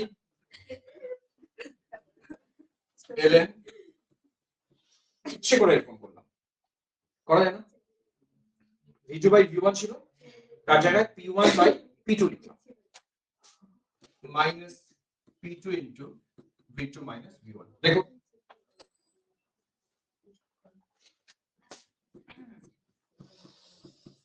nRT ln p1 by p2।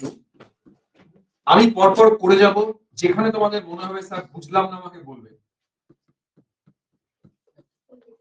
বুঝলাম না একটা করে লাইন লিখে 1 মিনিট করে দাঁড়াবো।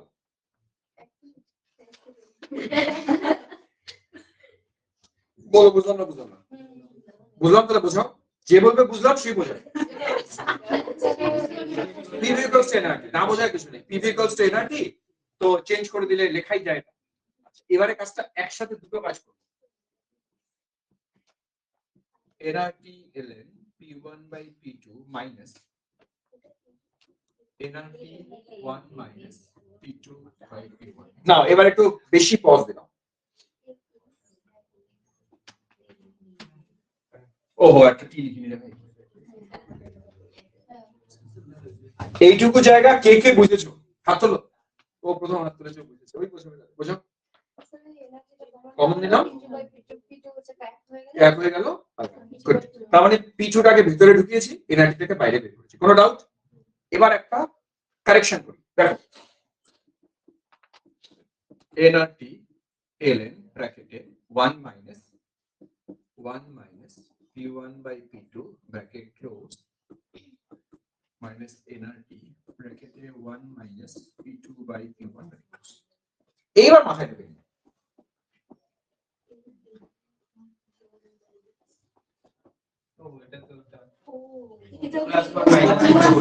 মানে ঠিক করেছি। কি করেছি দেখো, আমি এখানে ইচ্ছে করে 1 মাইনাস 1 দিয়েছি। 1 মাইনাস 1 করে এটাকে ব্র্যাকেটে রেখেছি যাতে মাইনাস মাইনাস আলটিমেটলি প্লাস হয়। অর্থাৎ এক মিনিট, এইটুকু জায়গাকেই আমি ঘুরে ফিরে এরকম একটা কাণ্ড করেছি। এর উদ্দেশ্য বিশাল উদ্দেশ্য আছে। উদ্দেশ্যটা বলে তোমরা জানবে, তোমাদের কি লগের এক্সপানশন সিরিজ আছে? কোন ক্লাসে ছিল কি? দেখো এরকম কোনো কিছু পড়েছিলে কিনা? ln 1 minus x equals to minus x plus x square by 2 minus x এটা plus dot dot dot dot, এটাকে আমরা আলটিমেটলি মাইনাস x বলি। এটা কোন ক্লাসে পড়েছো? হ্যাঁ সিরিজ পড়েছো কোন ক্লাসে? নেই, ওকে ফাইন। আজকে একটা জিনিস শুধু মুখস্থ করি, ln 1 minus x এর জায়গায় মাইনাস x লেখা যায়। এটা মুখস্থ করব। কি বলছি কথাটা শোনো, ln 1 minus x এর জায়গায় মাইনাস x লেখা যায়। তাহলে তাকাও, এই জায়গাটা ভালো করে অবজার্ভ করো। আমি কাকে x বলছি? 1 মাইনাস এই পুরোটাকে x বলছি। তাহলে ln 1 minus x এই পুরোটা জায়গায় আমরা লিখতে চাই মাইনাস x। মাইনাস x মানে কিন্তু এইটুকু জায়গা, এইটুকুর মাইনাস। তাহলে একবারে যদি মাইনাস গুণ করে দেই, এই ব্র্যাকেটের পোরশনটা হয়ে যাবে p1 বাই p2 মাইনাস 1। বুঝলাম কি? সবাই বোঝো। এই ব্র্যাকেটের জায়গাটুকু কি হয়ে যাবে? চেঞ্জ হয়ে p1 বাই p2 মাইনাস 1 মানে মাইনাস x হবে। তার সামনে কিন্তু এনআরটি আছে। এবার আমি এই এনআরটি একসাথে কমন দেব। তিনটে কাজ একসাথে করলাম। তিনটে কাজ একসাথে করছি, দেখে নাও কি করছি। এনআরটি একবারে বড় ব্র্যাকেট, বড় ব্র্যাকেটের ভেতরে থাকছে p1 by p2 minus 1 minus 1 minus p2 by p1 bracket close. দেখো বুঝলি সবাই? বুঝলাম শিওর? যদি বুঝে থাকি আমি এবার পরের পেজে গেলাম। ইকুয়ালস টু, আমি একবারে করব এবারে এনআরটি ব্র্যাকেটের ভিতরে একবারে লসাগু করে দিলাম p1 p2 p1 square minus 2 p1 p2 plus p2 square. দেখো বুঝলে কিনা? সূত্র হয়ে যাবে একটা, ঠিক, nRT ব্র্যাকেটের ভিতরে p1 minus p2 square by p1 p2 bracket close. এবারে ভাবো p1 p2 এর মধ্যে কে ছোট কে বড় আমার দেখার দরকার নেই। স্কয়ার কখনো নেগেটিভ হয়, পজিটিভ, তার মানে এই পুরো পোরশনটা অলওয়েজ কি পজিটিভ। ভাবো আমি শুরু করেছিলাম প্রবলেমটা রিভার্সিবল মাইনাস ইরিভার্সিবল কে বিয়োগ করে, বিয়োগফল সবসময় কি আসবে, বিয়োগফল কখন পজিটিভ আসতে পারে, যদি রিভার্সিবল ওয়ার্ক ডানটা বেশি হয় ইরিভার্সিবল ওয়ার্ক ডানের থেকে। এটাই পরীক্ষায় প্রমাণ করতে বলতে পারে। তাহলে যদি প্রমাণ আসে পারবো না, পারবো না, এই হচ্ছে প্রমাণ। তবে আমার এক্সপেরিয়েন্স প্রমাণ আসবে না, ওরা শুধু জিজ্ঞেস করবে কে বড়, এই কে বড়, রিভার্সিবল না ইরিভার্সিবল, রিভার্সিবল। প্রমাণ পারবো না করতে, যে করে দিয়েছি প্রমাণ, সরিয়ে দিলাম। পড়ানো শেষ আমার, এবার প্রবলেম। সবাই রেডি? দেখো, আচ্ছা কিছু কিছু প্রবলেম তোমাদের জন্য ছেড়ে দেবো, কয়েকটা আমি করে দেবো। তাপ এবং কার্য অবস্থার অপেক্ষক নয়, উদাহরণ দিয়ে বোঝাও। উদাহরণ লেখা আছে, নিজেরা পড়বে, অলরেডি আমরা এর আগে বলেছিলাম। নেক্সট প্রশ্ন, দেখি তো উত্তরটা দিতে পারো কিনা। কত, কে বললো জিরো, হাত তোলো। এবার তো বলছে জিরো, ও দেখতে পাচ্ছ না, চশমা পরো। মুক্ত প্রসারণে, মুক্ত প্রসারণ মানে কি, ফ্রি এক্সপানশন, কাজের মান কত, কেন জিরো, পি টু জিরো। মুক্ত, মুক্ত প্রসারণ মানে চাপ নেই, চাপ জিরো মানে কাজ জিরো। নেক্সট, এক নম্বর প্রশ্ন, ধীরে ধীরে করবো, তারা নিয়ত। 16 গ্রাম অক্সিজেন গ্যাস এসটিপি তে তার প্রাথমিক আয়তনের দ্বিগুণ আয়তনে সম্প্রসারিত করা হলো। আমি একটা জিনিস বুঝিয়ে দিই, যা যা ডেটা দিয়েছে আগে লিখি, তারপর আমরা বোঝার চেষ্টা করি যে কাজটা কি। কাজের মান বের করতে বলেছি তো, কাজ আজকে কয় রকম দেখলাম, না আজকে দু রকম, কি কি, রিভার্সিবল আর ইরিভার্সিবল। আজকে শুধু আইসোথার্মাল দেখেছি, অ্যাডিয়াবেটিক দেখিনি, তাই অ্যাডিয়াবেটিকের প্রবলেম তোমাদের দেবই না। যেই মাত্র এখানে লেখা আছে এসটিপি, তার মানে টেম্পারেচার তো কনস্ট্যান্ট আছে, আইসোথার্মাল। এখন বুঝতে হবে আইসোথার্মালের মধ্যে কাজটা রিভার্সিবল না ইরিভার্সিবল। এক্সামিনার কিন্তু কোনোদিন প্রশ্নে লিখবে না দেখো এটা রিভার্সিবল কাজ, এই ফর্মুলা অ্যাপ্লাই করো, এটা কোনোদিন লিখে না। ওরা জানতে চায় যে ছাত্র বোঝে কিনা যে রিভার্সিবল না ইরিভার্সিবল।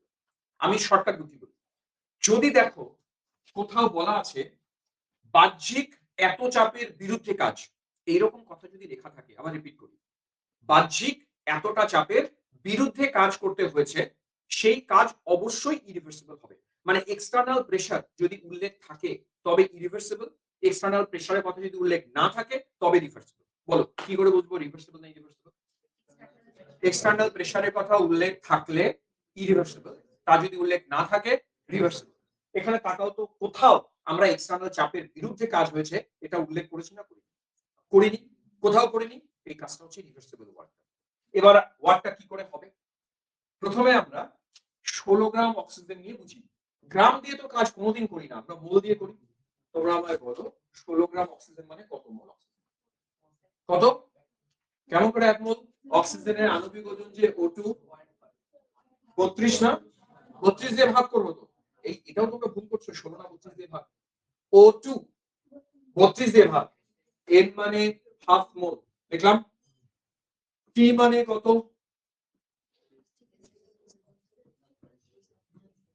ডান। এবার রিভার্সিবলের ফর্মুলা, ফার্স্ট রিভার্সিবলের formula nRT ln v2 by v1। এবার মজার জায়গা, প্রাথমিক আয়তনের দ্বিগুণ করা হয়েছে, তার মানে প্রাথমিক আয়তন v1 যদি v হয়, অন্তিম আয়তন v2 মানে 2v, ঠিক না ভুল? এবার আসো মজার ব্যাপার, n মানে বুঝেছি 0.5, r এর মান আমরা বসাবো, সাবধান, r এর মান সব সময় অপশন দেখে সিলেক্ট করি আমরা। ক্যালোরি ইউনিট r এর মান কত, 2, r এর মান 2, টেম্পারেচার 273, ln v2 জায়গায় 2v। এবার বলো অঙ্কটা হবে না, হবে না? তাহলে অঙ্ক সোজা, কিন্তু কখন সোজা লাগে যদি বুঝে যাই, তো বুঝবো তারপরে ফর্মুলা অ্যাপ্লাই করবো, মিলিয়ে দেখবে কোনটা আসে। পরেরটা করি, এটা কিন্তু কোনো অঙ্ক না, এটা কোনো অঙ্ক না। দেখো বলছে স্থির তাপমাত্রায় 1 মোল আদর্শ গ্যাসের তাপমাত্রা 1 ডিগ্রি সেন্টিগ্রেড বাড়াবো, তাতে কি পরিমাণ কাজ করতে হবে? এটা করে ছাত্ররা সবসময় অঙ্ক কথা ভাবতে থাকে, এটা কোনো অঙ্ক না। আমি একটা জিনিস বোঝাই, তোমরা আর এর ফর্মুলা বলো, আর ইকুয়ালস টু কি লেখা যায়? আচ্ছা এটা বললে মাথায় ঢুকবে না। পিভি ইকুয়ালস টু এনার্জি সবাই জানে, এখান থেকে আর ইকুয়ালস টু কত লেখা যায় তাড়াতাড়ি? পিভি বাই সোজা। আজকে আমরা পিভি কে কি হিসেবে দেখেছি? পিভি মানে কি জিনিস? কাজ। ঠিক বলেছে, পিভি মানে কাজ না? তাহলে আমরা লিখতে পারি পিভি মানে কাজ বাই এনপি, ঠিক না ভুল? এবার তাকাও, আমি এটা গ্যাস পড়ানোর সময় বলেছিলাম, তোমরা হয়তো ভুলে গেছো, আরেকবার মনে করে। গ্যাসের মোল 1 মোল নাও, তার টেম্পারেচার 1 ডিগ্রি বাড়াও, তাহলে নিচে এটাও 1 এটাও 1, তাহলে কি দাঁড়ায়? তাহলে দাঁড়ায় আর ইকুয়ালস টু 1। এটা আর এর তাৎপর্য। আমরা আর এর তাৎপর্য আরেকবার বোঝাই। তুমি বলবে 1 মোল গ্যাসের তাপমাত্রা 1 ডিগ্রি বাড়াতে যতটা কাজ করতে হয় ওটাই আর এর মান। আমি প্রশ্নে এটাই বলছি যে 1 মোল গ্যাস এর তাপমাত্রা 1 ডিগ্রি বাড়াবো, কাজের পরিমাণ কত? কাজের পরিমাণ আর, কাজের পরিমাণ আর। কোনটা অ্যানসার কারেক্ট? পরীক্ষায় যদি প্রশ্নটা আসে পারবো না? ঘাবড়াবো? আরেকবার বলো, আরের তাৎপর্য কি তাহলে? 1 মোল গ্যাসের তাপমাত্রা 1 ডিগ্রি বাড়াতে যতটা কাজ করতে হয় ওটাই আর এর মান। চললাম পরের প্রশ্নে আসি। 300 কেলভিন তাপমাত্রায় একটা মুক্ত পাত্রে 112 গ্রাম লোহাকে ডাইলুট HCl এর সাথে বিক্রিয়া করলে কার্যের পরিমাণ কত হবে? কি কি ডেটা দেয়া আছে বুঝে নিয়ে ফর্মুলা অ্যাপ্লাই করব। 112 গ্রাম, গ্রাম থাকলে সঙ্গে সঙ্গে যেন কি করি? মোলে কনভার্ট করি। লোহার আণবিক ওজন তো 56 হয়, তাহলে 112 বাই 56, তাড়াতাড়ি 2 মোল। লোহা 2 মোল দেয়া আছে। প্রবলেমটা কি, এখানে না কোথাও আয়তনের কোনো গল্প করাই নেই, দেখেছো? কোথাও আয়তনের গল্প করা আছে?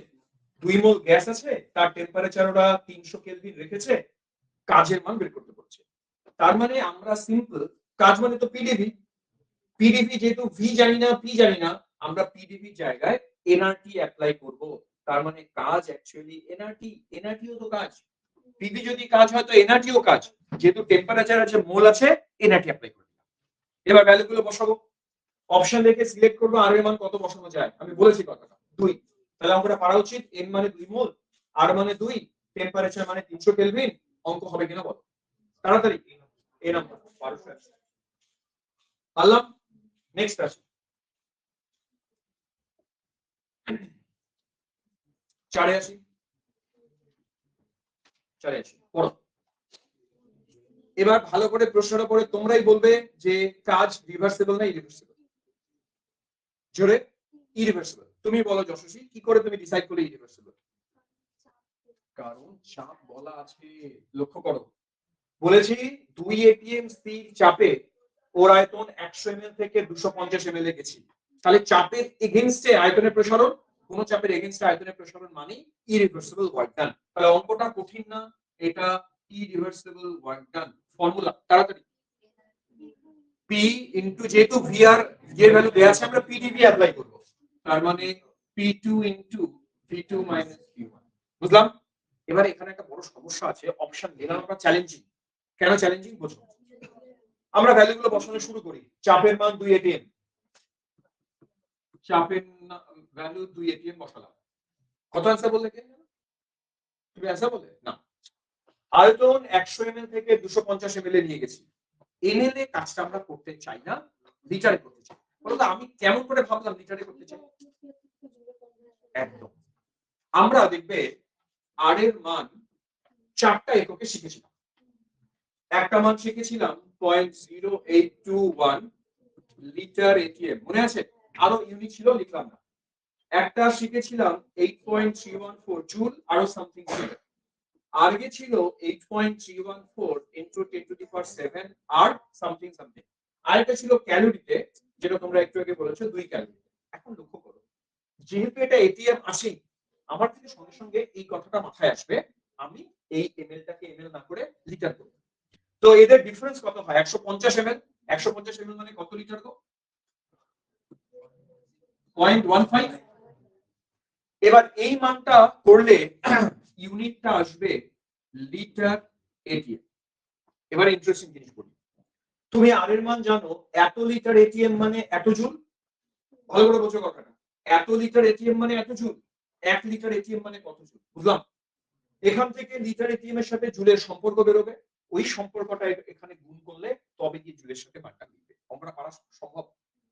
লাস্ট এই পর্যন্ত তো সবাই পারবে, শুধু গুণ করলেই না শেষ, শুধু লিটার এটিএম টু জুল কনভার্সনটা চাই। কি করে করব? বুদ্ধি কি?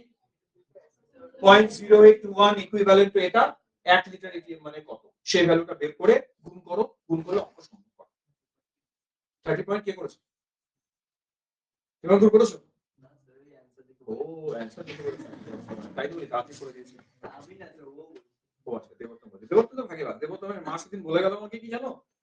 দেবোত্তমের বাড়ি রাজারহাট। হ্যাঁ দেবোত্তম রাজারহাট। ও রাজারহাট থেকে এখানে আসার ইচ্ছে পায় না, মানে এনার্জি পায় না, বাড়িতে শুয়ে শুয়ে ক্লাস করবে। অনলাইনটা বন্ধ করবো ভাবছি, সবাই শুয়ে শুয়ে বলে ক্লাস করে।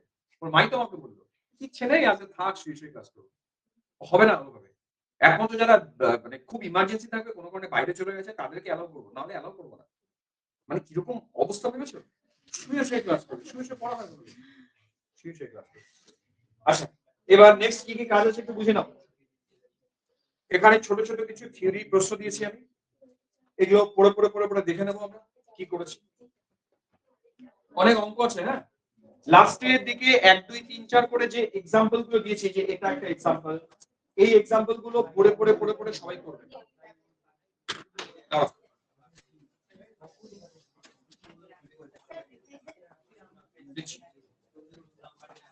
দেখো কতজন অনলাইনে জয়েন করেছে। অনুষ্ক আজকে আসেনি, অম্বিকা, অরিমিত্র, অর্ণব, নিলয়। অনলাইনে বন্ধ